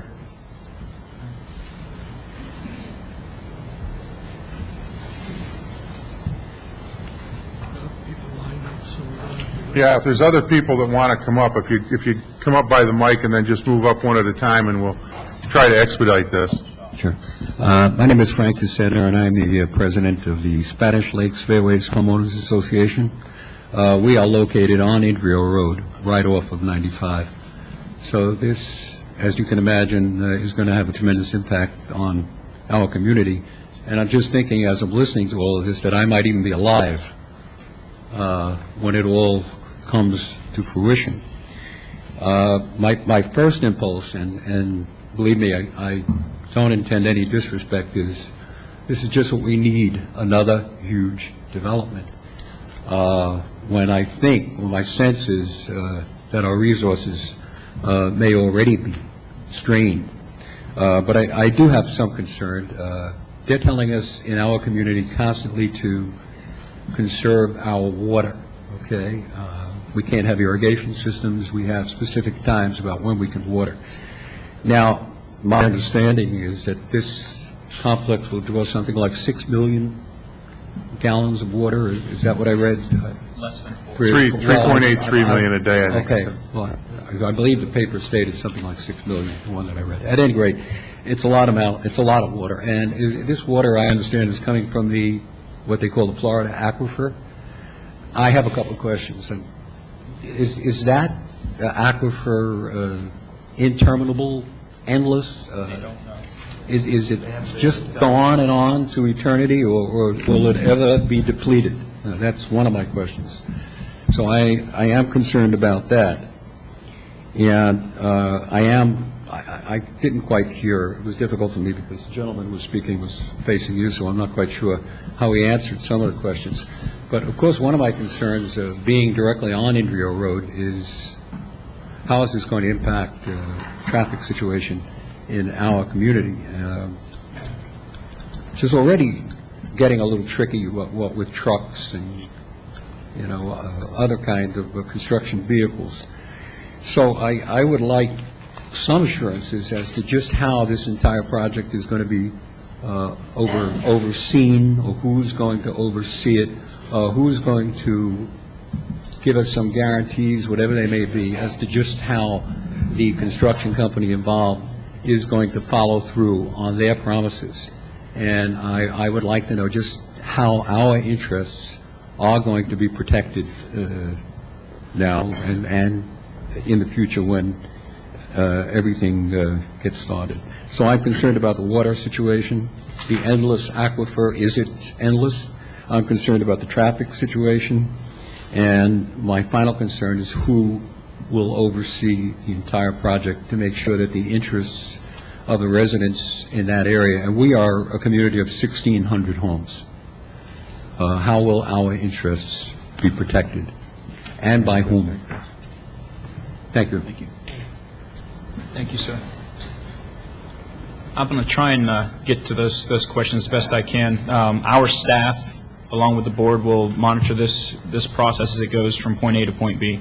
And it is our goal to make sure that we have as little negative impact as possible, preferably zero. That was the reason we put in the language of fiscal neutrality. I think that when we started having that conversation, it was through the process, it was interpreted differently from what the developer was stating and what the board was hearing. And when we say fiscally neutral, we mean fiscally neutral. you should not have to supplement any part of that development. So that was taken care of within the ordinance as it was written. The aquifer, to my knowledge, I don't think anyone knows. They don't know whether or not that the fluoridine is going to run out or how long it will last. But the best thing we can do is always to continue to conserve water, which is one of the other additional parts that we put into the ordinance, is that they had a requirement to reuse any wastewater that they had on site. So whatever wastewater they produce, they have to also use, clean, and use for irrigation or other uses. Okay? Okay. Thank you, sir. Yes, sir. Good afternoon, Commissioners, ladies and gentlemen. I'm Tom Cowan. I'm president of Fly-In Ranches. We're a fly-in community that's located in Indian River County, but we're just about a mile west of the planned development here. We have some serious concerns, to say the least. Where we're located, it's pretty much 10-acre parcels of homes surrounded by citrus and cattle in our area.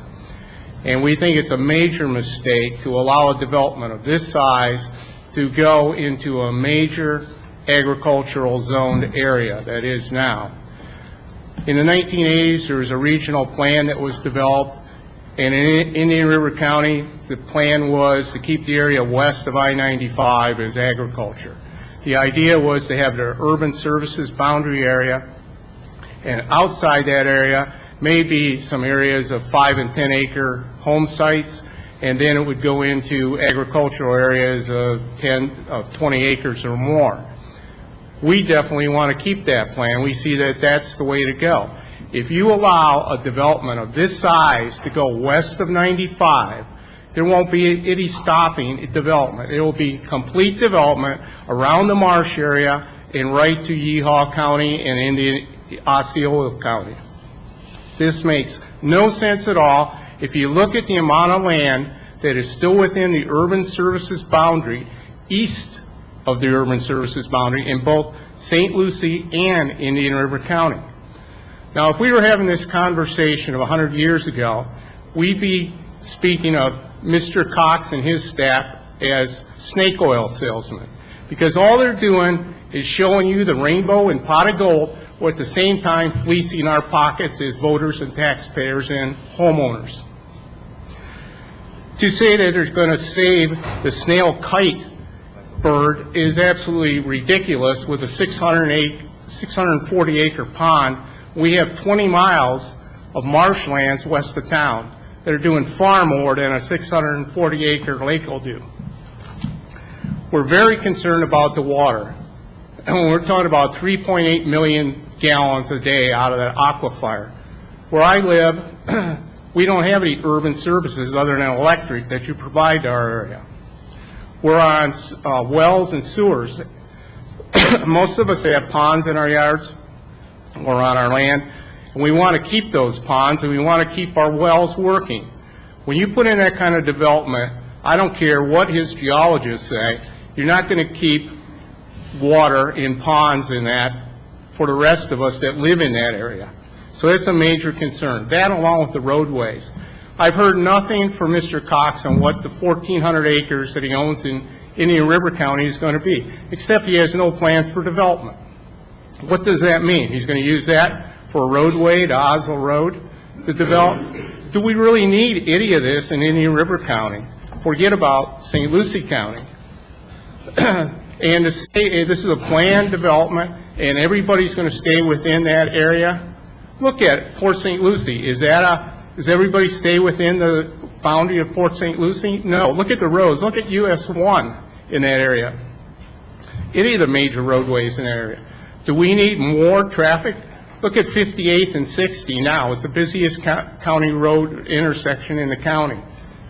Think what 30,000 more people are going to do to our area. Do we really need this at this time? If we're going to do this, and we're going to take, I applaud the Adams family for putting the ranch in conservation area, but at the same time, I don't think that gives them or the two national developers the right to rape the rest of our agricultural area. And if anyone sitting here can explain to me how these credits, transfer of credits work, after listening to Mr. Cox, I'd like to know how many people understand that. It's nothing but smoke and mirrors. And I ask you, plead with you, please reconsider this project. Thank you. Thank you. Is there any, ladies and gentlemen, please, is there anyone else that would like to be heard? Mr. Bornick?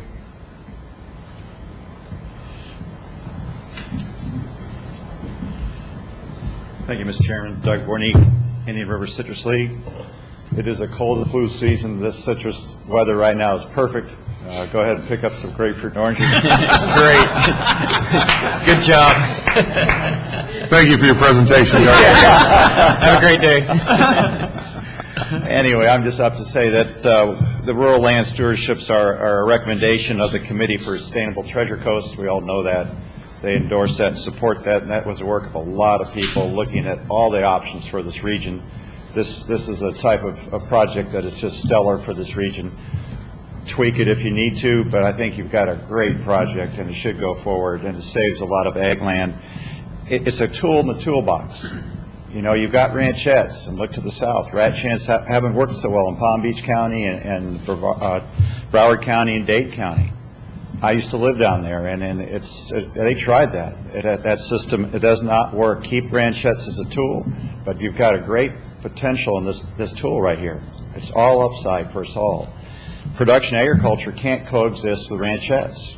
You can't get planes in there. You can't do big production agriculture. You've got to have options. You've got to give value to the people who live here. Don't chase them away. Keep them here. Keep your growers here. You give them value, they'll stay in the hunt, especially with hurricanes and diseases, greening and canker. You've got to hold on to their value for them. This is a tool that will do that. Thank you. Thank you, Mr. Bornick. Anyone else like to be heard? Yes, sir.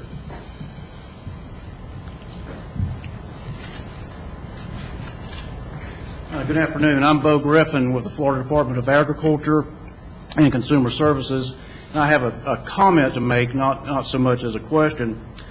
You know, in light of continued urbanization of Florida's environmentally sensitive areas and the need to maintain the economic viability of the agricultural industry, the Florida Department of Agriculture and Consumer Services strongly supports the Rural Land Stewardship Program and are certainly willing to be co-holder of a perpetual easement.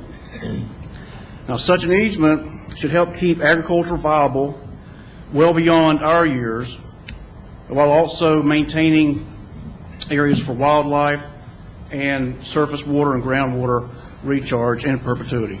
Thank you. Thank you. Paladin.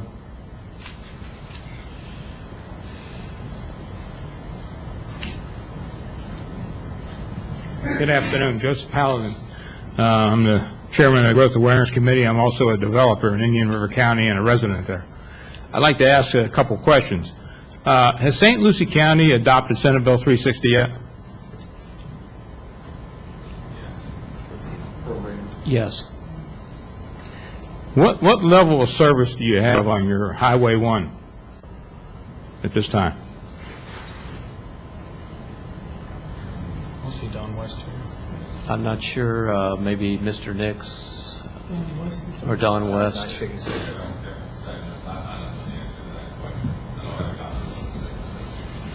Okay. All right. Secondly, I think a lot of people in Indian River County are trying to figure out how this would work in our county, or how would it compare something like this was done in our county. I don't think we can really consider the comparison, because this far west in our county, we'd be at 1 unit per 10 or 1 unit per 20 acres. We wouldn't be at 1 unit per 5 acres, so it's kind of hard to see how that would adjust when you're talking about 5 times density, or you'd be at 20, 30, 40 times, density. So it's hard to see the comparison in our area. And my main question was on Senate Bill 360. I want to know how you all adopted that, and I'd like to see that someday. I'd like to see that in writing if I can get it someday. Thank you. Thank you. Is there anyone else that would like to be heard?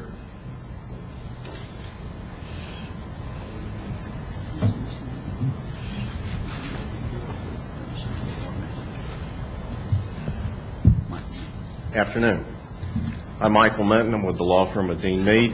For full disclosure, our firm does work for the Adams family, We have done work for them on a variety of matters, and I have a partner who's working on the easement that's part of this rural lands program. But long before we got involved with that, I've been involved in a number of local community activities. One was the Sustainable Treasure Coast, which a couple of your commissioners joined us for our last 2 years of efforts on that report. And we made a presentation in this very room just 2 months ago regarding the Sustainable Treasure Coast report. And a major part of that was the Rural Land Stewardship Program. That has been brought up a couple of times here today, and I just wanted to mention to you that I headed up the natural resources portion of that. And we were looking for opportunities to preserve significant connected acreage that provided a diverse array of natural resources or natural systems. And we tried to find things that transcended the political boundaries, things that would affect all of our communities. This whole area of western St. Lucie County that runs up through the Adams Ranch and up north into the western Indian River County is part of that area that we identified as something that we would like to preserve. The problem with preserving land, as you both know, is at the expense of it. You can have your environmentally sensitive lands program where you go out and buy property. You can have conservation easements, but we don't have near the resources to preserve it all. So our Sustainable Treasure Coast report has identified a number of other tools that, like Doug mentioned earlier, where you can create other currencies as a way of preserving land. That's why we're pleased that St. Lucie County has adopted the program, and we appreciate the fact that you've come together to discuss how it might work between your two communities so that we can use this opportunity to preserve as much of this natural land as possible. I also served on the South Florida Water Management Governing Board, so I'll go ahead and take all my shots now with all of the different activities. There was some discussion about the water issues. This area, which used to be connected, but before we separated the two districts and before we built the turnpike, which divided the Fort Drum Marsh, is a critical area. And one of the aspects that I've been working on for the last 20 years is trying to get St. John's and South Florida talking together about this area. Well, I don't know whether it's because of Cloud Grove or whether it's the timing or what, but we finally have the two districts extremely interested in what happens to this area. So keep an eye on that. Let's work together and see if we can't come up with some positive things that will happen between the two districts as it relates to the water in this area. We finally have everybody's attention. Now maybe we can get something positive out of it. Thank you. Thank you.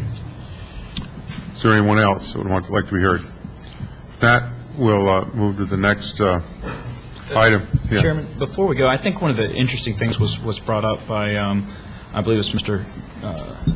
Collins, maybe not, the fact that you have the zoning in your rural western lands of 1 unit per 10, 1 unit per 20. Martin County kind of has the same plan, and in St. Lucie we don't.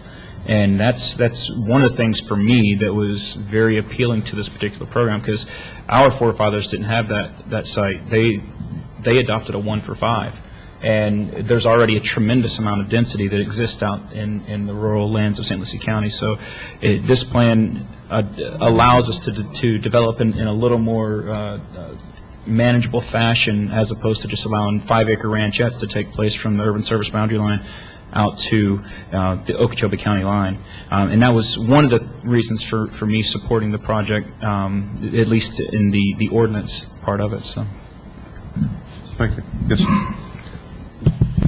If I could, I wanted to weigh in. I think I heard you say a few minutes ago that Indian River County was looking at similar programs and ideas.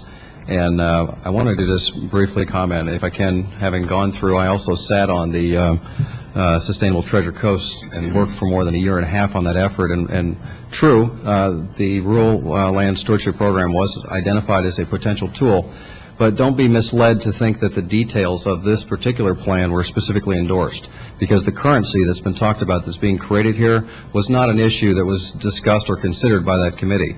How much currency do you create in order to get preservation? That was not a part of the dialogue. And again, I'm supportive of the concept, but my main caution to you is if you're creating so much new currency, and Commissioner Kraft just noted one of the reasons he was in support of this was the management of all of those units we have out west. We have, I think, about 4 times as many potential units being built out west than you do.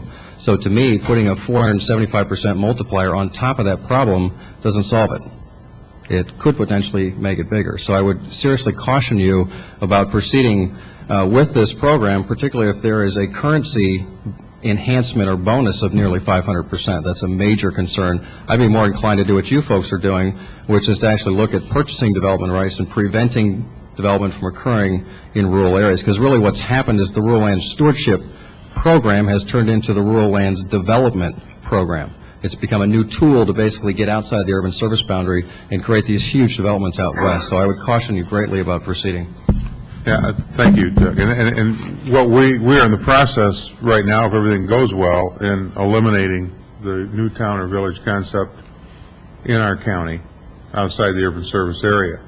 And our transfer density was either, most of it's 1 to 10, 1 to 5, 1 to 10 or 1 to 20, but under the village concept, you could get 1 per 1, which is tenfold the density.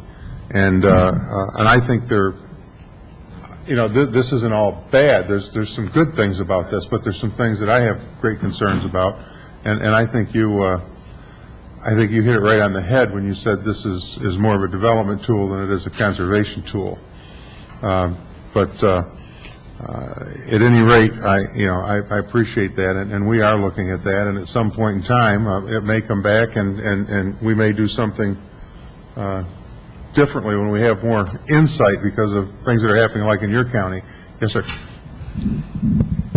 Charles Grandy. I'm new to the county commission, and I wasn't on the board at the time that this was approved, but I did watch it go through very closely while I was sitting on the planning and zoning board.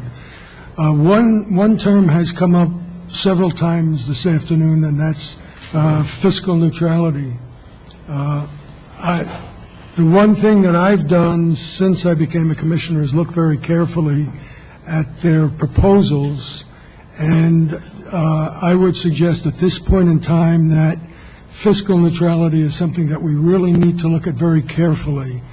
Like most large scale development projects to date, the applicants have brought forth several suggested methodologies for circumventing, properly valuing the real estate in this project, which the unavoidable consequence of which is spreading cost over the rest of the county.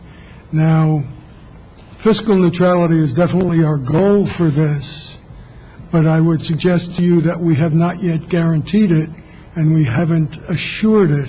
So we will be looking very, very closely at the underlying funding methodologies, and there are a number of stops along the way where this is going to have to either measure up financially or slow down quite a bit. Thank you. Mr. Yolovich, you're up. You want to take a break? I'll go over again. I'll have a lot of fancy stuff. You all want to take a break? 10-minute break? And then I can Okay. find out how to work you over. Okay.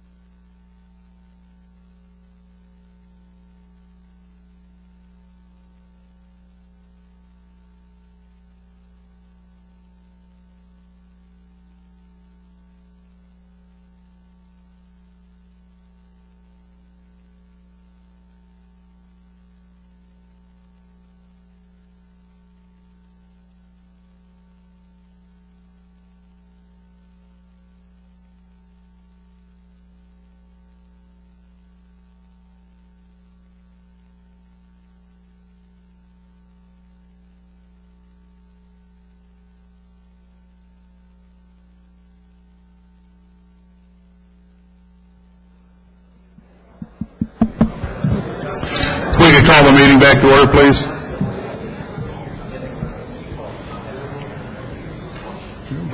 See you tomorrow.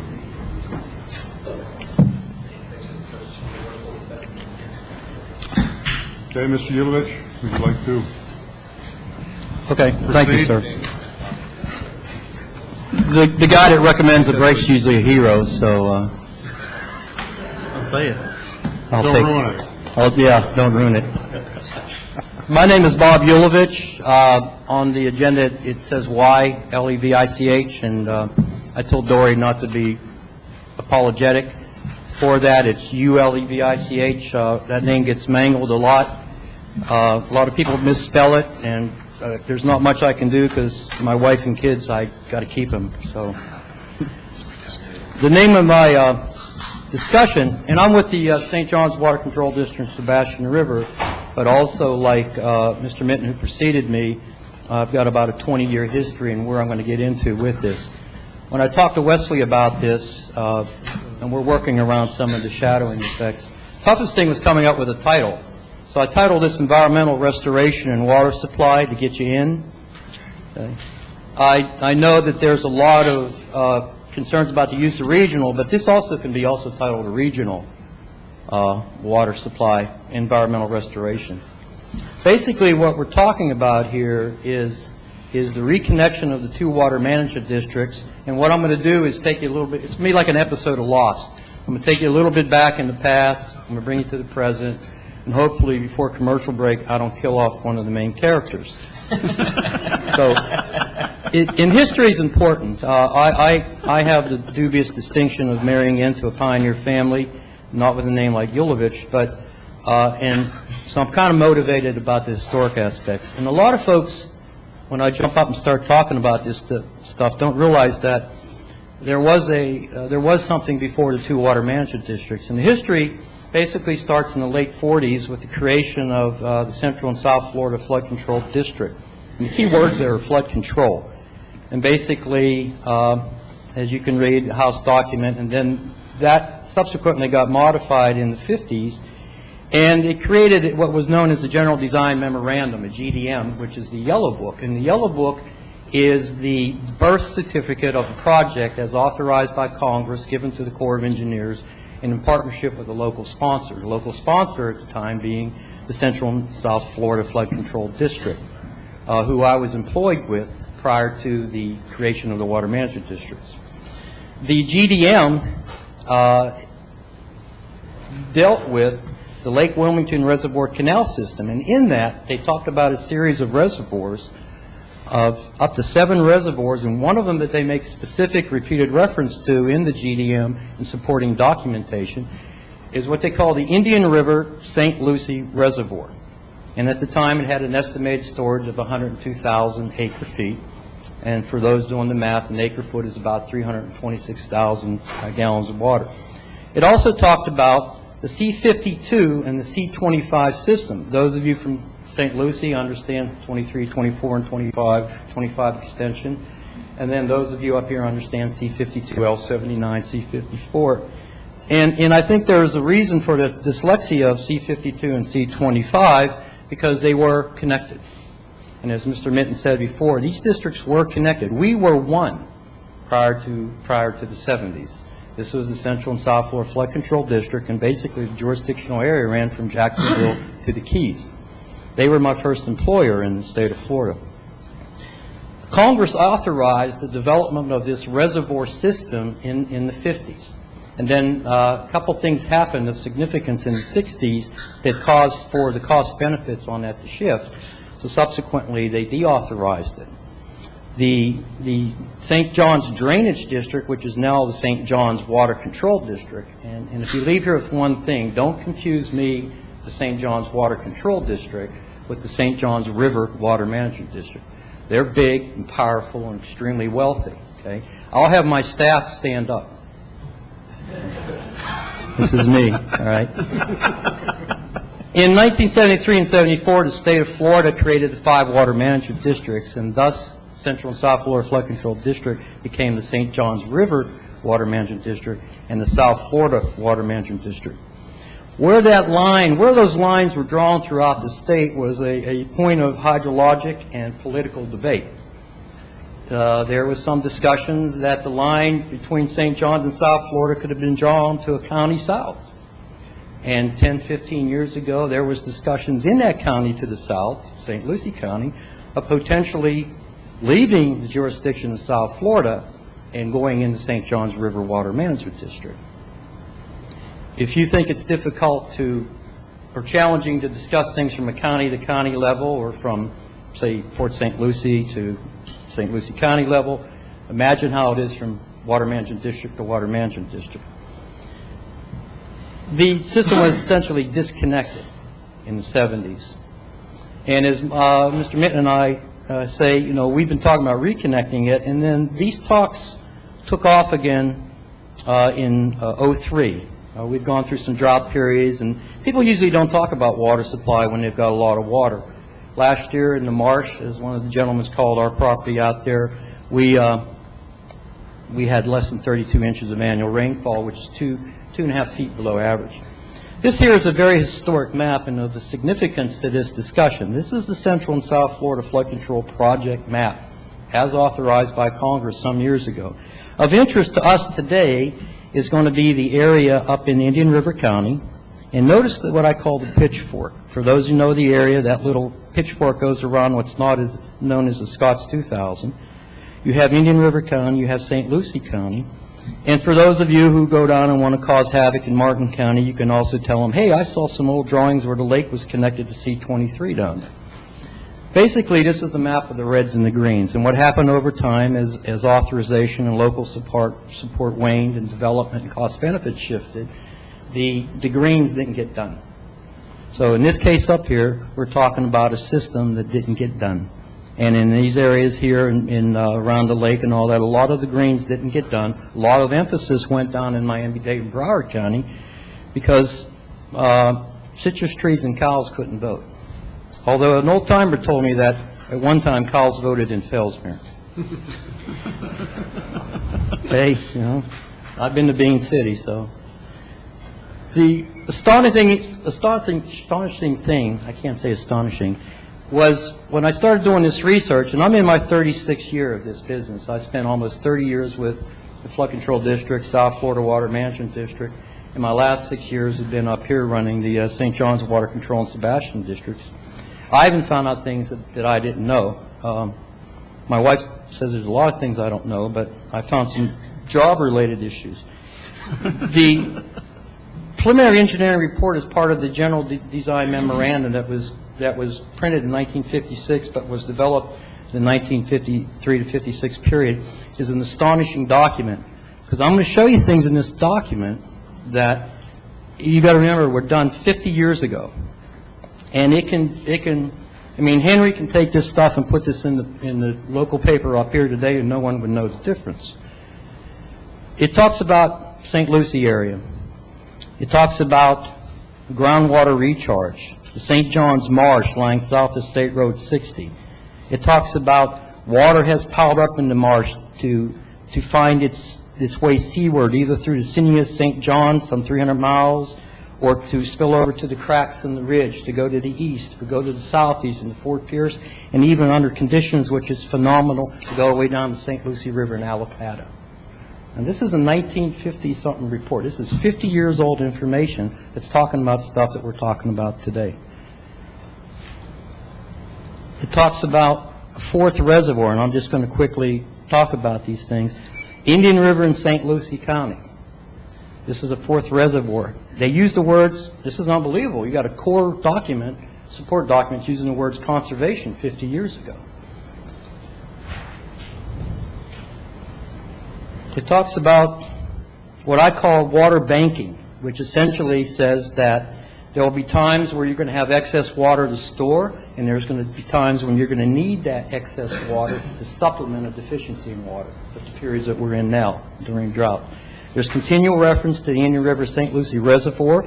They talk about connections to the C-25 and C-24 system. In my last few years at the Water Management District, we had made structural modifications that we were able to run water from C23 to C24 to C25 and back and forth. The whole concept here is to run water north and south and not east into the lagoon. Again, 50 years ago, there's reference to an Indian River St. Lucie reservoir. It talks about the drainage districts that it ties into. I was just amazed at this. The primary purpose of the Indian River St. Lucie reservoir is water conservation. That's quite a statement. That's a good statement to make today. That would get any politician a lot of mileage today. That's a technical report being written 50-something years ago.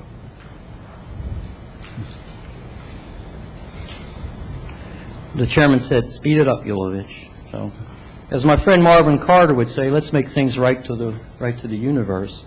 One of the things that irritates me about the Corps sometimes is they put the title over here. And let me give you a sense of where we're at. This is C25.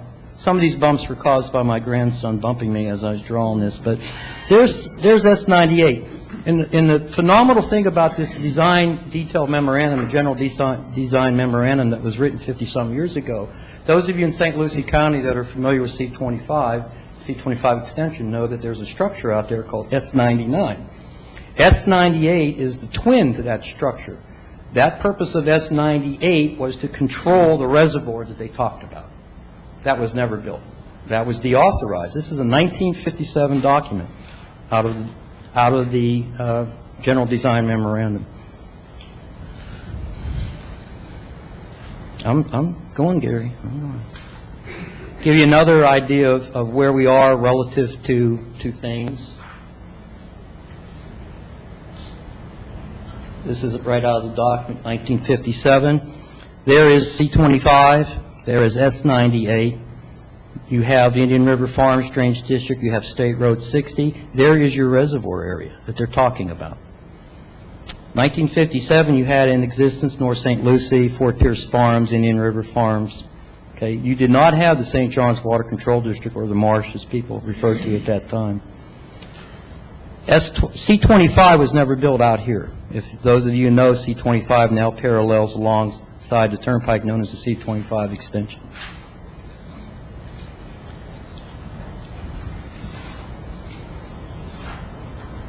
As I mentioned, the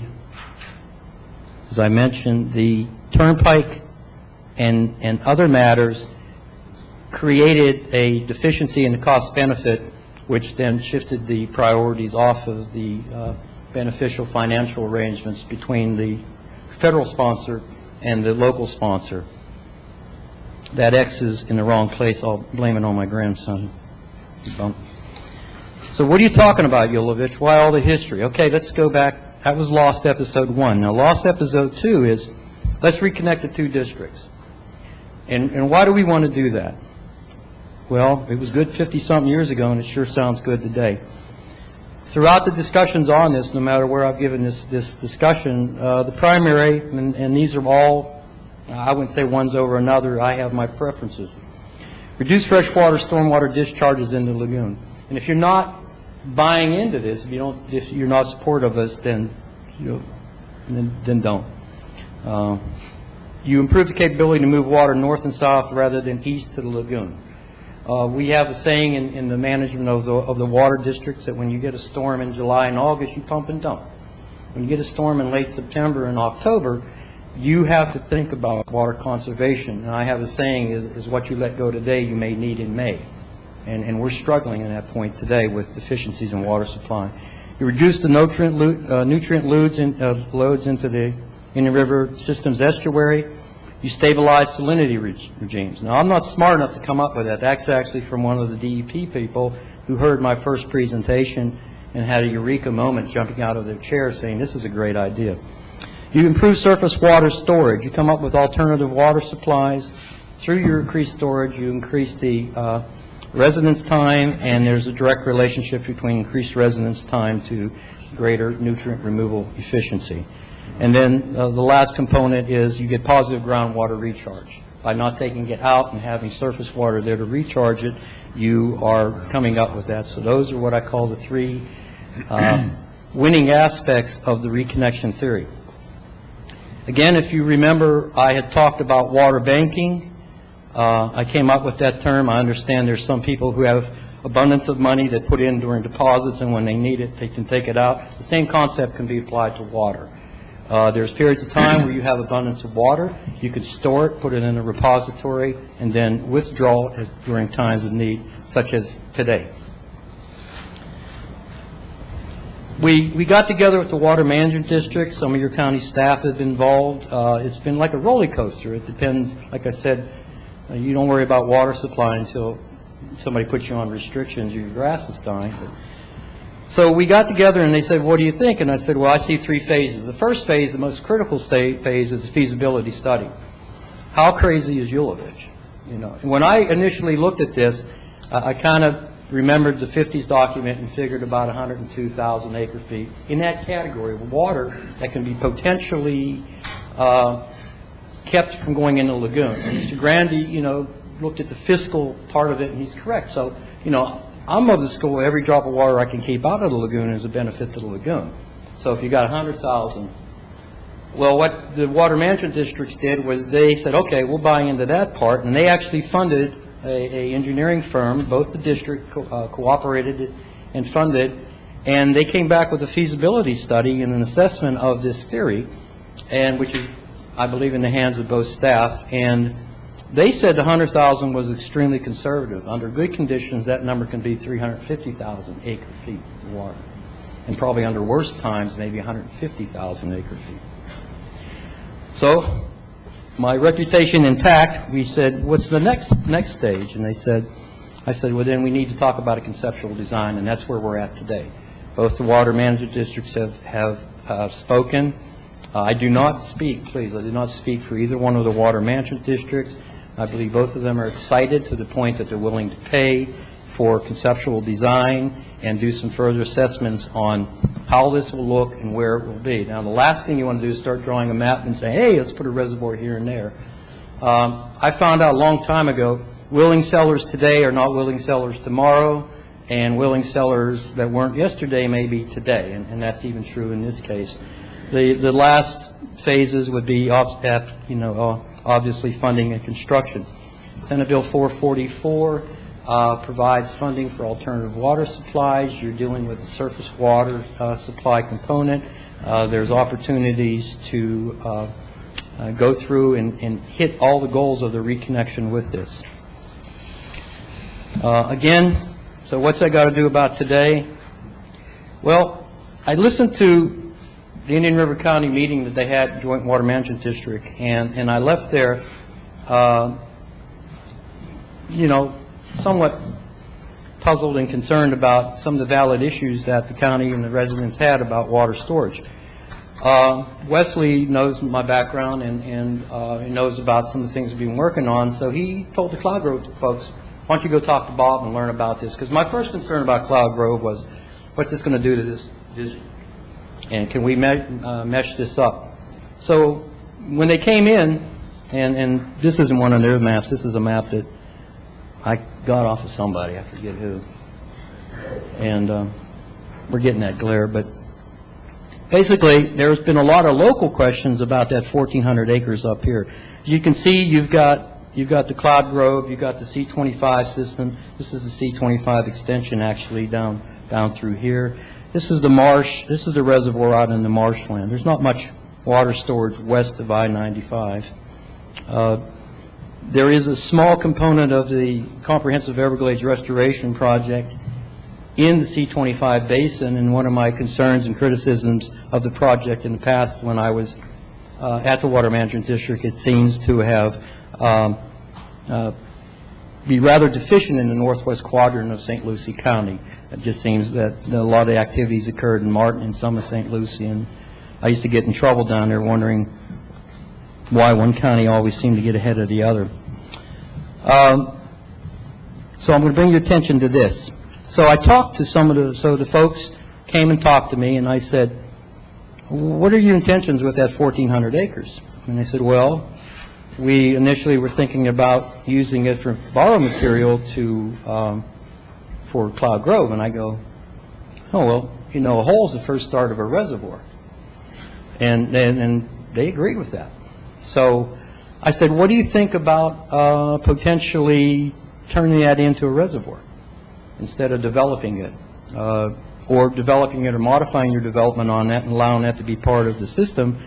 A lot of the plumbing is already in place. There's still a lot of the remnant plumbing of the two districts in place. And I said I'd even be willing to go to the board, our board, and I'm sure that talking with Indian River Farms, potentially of even annexing that into either one of the water control districts. Indian River Farms has no western storage. Indian River Farms has very, very little surface storage. So basically, my counterpart, David Gunner, there is put into a dump mode. And most of the local residents know the loading effects that come from the farms into the lagoon. This is an opportunity to put a reservoir out here, make it part of a bigger system. I'll go back to the little map. A lot of the stuff is in place there. St. Lucie County owns about 700 some acres there. We have a reservoir there. There's some other areas. You may have some willing sellers in this area. This is part of the old C52 system. You've got the connections running down in the C25. So there's still a tremendous opportunity to create a series of reservoirs. You have some borrow pits over here that can eventually be storage. So that's it in a nutshell, is basically looking at some of the things that our forefathers did in the environmental and engineering community and applying it to today's needs to address nutrient loadings in the lagoon, to address positive groundwater recharge, and to address and improve surface water as an alternative water source. Questions were asked to Ernie about continual tapping into the aquifer for the wells. This is an alternative to that, and potentially you're looking at anywhere from 3,000 to 5,000 acres. And it's not a new idea. It's an old idea that's being renewed. And I always yell at people when they say connection. I say, no, it's a reconnection. This district needs to be reconnected. With that, I'll take any questions. Just if I could make some comments aside. Whenever this really all started, we had our workshop with this St. John's Water Management District out of Palatka, and they were speaking with us about a land swap and doing some comp plan changes and building a 10,000-acre reservoir in the northern part of Indian River County, and that reservoir being immediately adjacent to future annexation plans of the city of Palm Bay. And it's pretty clear where that water may be scheduled to go. And living in the Sebastian River Drainage District and being aware of our Sebastian River, which goes up to the Brevard Indian River County line, would be very similar as far as a body of water to your St. Lucie River, and of course the problems therefore that dump straight into the lagoon. The Sebastian River Drainage District, which Bob is in charge of, has that very little storage capacity that she mentioned. I mean, basically they were designed to drain wetlands, and whenever it rains, it does not store it. They open the floodgates, and it gets dumped into the river. Right now, we're paying, I'll say it a little bit differently. You're paying to have the Sebastian River dredged right now to remove about 10 feet of muck out of the bottom of it that has been laid there over generations of drainage in the area. And I was just looking at it from really a small scale opportunity for us to have a little bit more jurisdiction, for the lack of a better term, over the waters that we have in Indian River County. And that's whenever I started talking to Bob about it, and then that's when Bob came up with this idea, and then Cloud Grove came up, and they had, a certain portion of land in Indian River County that was given a lot of us concerns. My grandma had a saying that idle lands is the devil's workshop. And that was that hands? Okay. Well, anyhow, it concerned me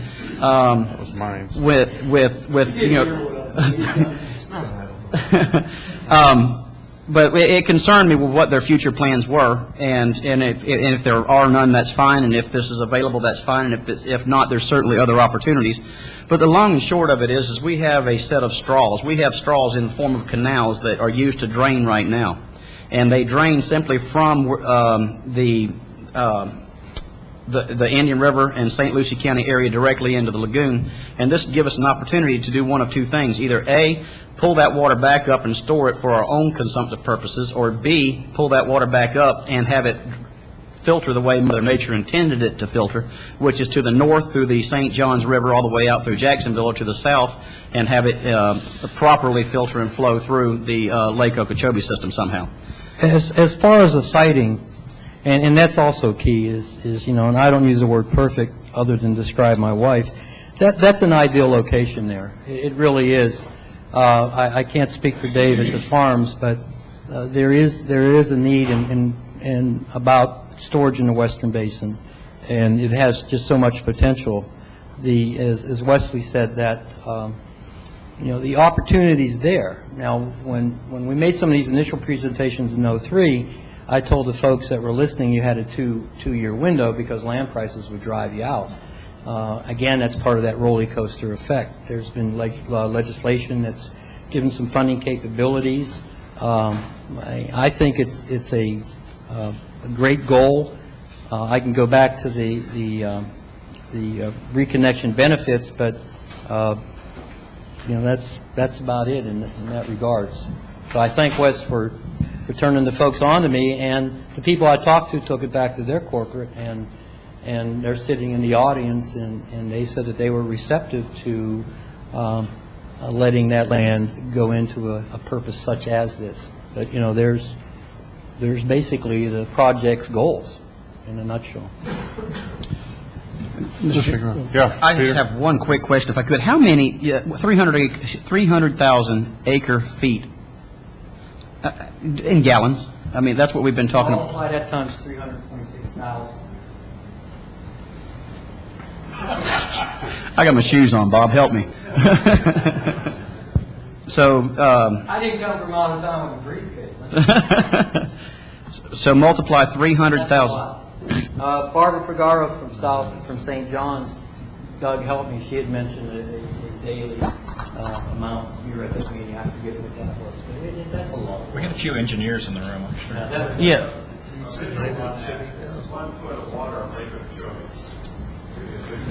That's how much. So there's 300,000 acres would be Lake Okeechobee, and 1 foot over the top of that. That's how much water we're talking about. That we could. And being able to go north. The key here is being able to manipulate the water north and south. And not east and west. Right. You can use it for recharge. You can put it into the St. John's. You can put it down in C25. You can put it all the way down in C24. I know folks sometimes have a problem with the word regional because you're not elected regionally, but it has regional as well as local benefits. When I sat at that meeting and heard a lot of good comments from the public and the commission when you had your joint meeting, what I heard was you all were trying to make a reservation for a table, and St. John's River wasn't taking any. This here is south of State Road 60.1. So it's out of that potential draw that you have about Fellsmere and Palm Bay. You all know where that's going, right? And you're concerned about the cone of influence that's occurring with Cloud Lake or Cloud Grove. Okay, so again, you know, this is a tool, like Doug said, this is a tool and an opportunity to undo what was done. When I started the Water Management District or flood control, we were just finishing up filling in the Kissimmee and had already started thinking about how to unfill it. And when I left, my moment there was I got to drive across the first blockage in the Kissimmee to bring it back into restoration. So, you know, we're basically trying to reconnect something that was disconnected legislatively. Mr. Chairman? Yeah. Bob, I appreciate your efforts in this, and I think forward-looking, getting more storage and surface water is a good goal. But I would question the trying to stop all freshwater runoff into the lagoon. I would never do that. Historically, the Indian River Lagoon was primarily freshwater. A lot of that water did move east, and that's why we have all the remnant oyster beds, because the oysters prefer a much lower saline habitat than now with the man-made inlets and more saltwater intrusion. we're more brackish, and therefore we lose the oysters and we get clams. So the Indian River Lagoon needs a fairly large quantity of fresh water, and we need to distinguish between freshwater and stormwater impacts of the lagoon. And just keep in mind when you factor in your planning that we do need to, there is a certain amount of fresh water that does need to make its way into the lagoon, and it's more a question of the timing and quality of that fresh water, and not the fact it's fresh water going into the lagoon. Absolutely, and that gets into the DEP's issues about stabilizing the saline regime down there, and pulsating that in when you do need that. You got to have the fresh water to bring your stabilization up. If you don't have it, you don't do it. So this gives you banking capabilities to do it. But your point's well taken, and a point that's understood by the folks. Okay. Any other questions from him? Yes, sir. My name is Stephen Kaufman. I'm one of the representatives of Florida Conservancy and Development Group, and I just wanted to thank Bob for making the presentation, and for Commissioner Davis, who's really been the impetus behind this concept. And just for the record, want to state that this seems like it really could be a win-win for the county, the water control district, for both counties, and for the developers of Cloud Grove. And as has been stated, we definitely would be interested in continuing discussions and investigating the possibility of a sale of all or a portion of the Indian River property, whether it's to the county or a combination of the Water Control District or St. John's, or wherever the funds could come from. Because the more I learn about it, the more we've discussed it, both partners, it seems like it could be a win-win for everybody. So we're definitely excited about continuing to explore that. Thank you. Stephen? Yes. Has the group looked at the idea of using the surface water from the reservoir that's on site currently for potable water? For potable water? I'm going to defer to the experts on that. From what the little I understand, in real layman's terms, is a couple things, and actually a good point you raised. One is that there's been a lot of discussion today about water consumption, and some numbers were thrown around, and we can get the consultants who know the numbers better than I do. But the fact is, if you look at the numbers, the amount of water that the town of Cloud Grove would consume at full build-out is roughly 25% of the amount of water that the current agricultural operations are permitted to use today. So we're actually going to use much, much less. And the amount of irrigation water, new water that we'd be pulling out, is about 1/8, because of the fact that we're going to be reusing the sewer water that's cleaned and then used for irrigation. So we're going to use a lot less water, and because of the on-site treatment that we're required to do that's not required today, the water leaving the site is going to actually be a lot cleaner. That's in layman's terms. If you want to go through the numbers and all that, we can go through that. As far as your question about using the existing reservoir for potable water, my understanding is that South Florida Water Management District, their recommendation is that come from the Florida Aquifer. But there are people who know a lot more about that than me, and I'll let them speak to that. I don't know, Tom, if you want to speak to Commissioner Kraft's question, but that's my understanding. Thank you, Mr. Coe. The question directly was, have we looked at using the existing aquifer for potable water? The existing reservoir. The existing reservoir. No, that wasn't looked at this stage. The superficial aquifer and the Floridan aquifer were preliminarily looked at, and the Floridan aquifer is the best source for potable water at this stage.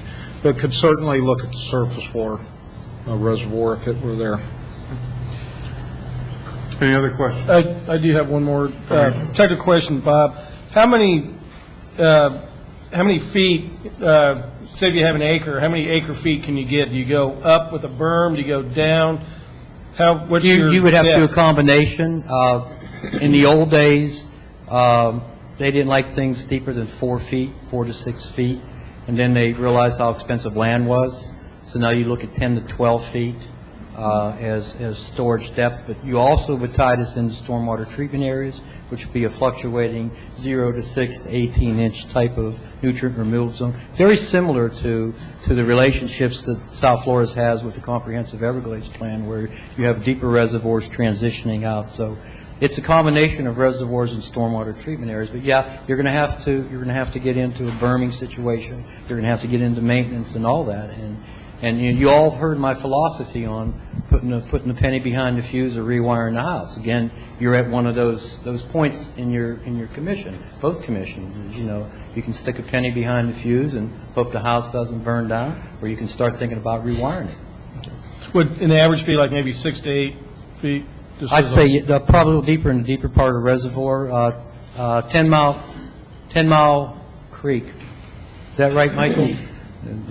I don't know if you said 10 Mile Creek is a good example of what was done locally down in Fort Pierce area, you know, relative to a fluctuating reservoir height and all that stuff, and basically nutrient takeout.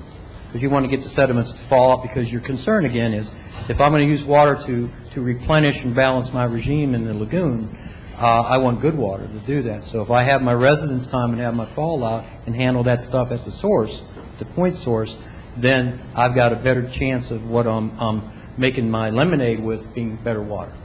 All right, okay, thank you. Commissioner Grady? Getting back to the Cloud Grove team, do I understand correctly that you're seriously considering the concept of using the Indian River County portion, or selling it in effect and having it become part of a much improved water system?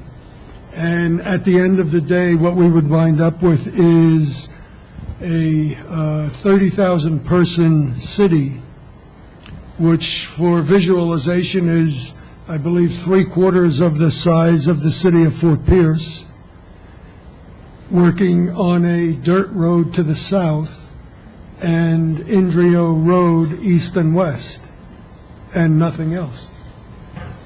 Just to clarify, we are interested in discussing a sale of the property, but in all the discussions we've had, not that there's been that many, but the few meetings we've had, we have always talked about maintaining a corridor where we could still build the Oslo Road connector. Good thinking. Okay, any other questions? If not, Indrio Groves, if you've got an agenda, have pulled from the agenda. So with that, and if there's no more questions, we'll go ahead and adjourn. Thank you all. Thank you, St. Lucie County. We appreciate you coming up here and helping us with this. Thank you, Chairman.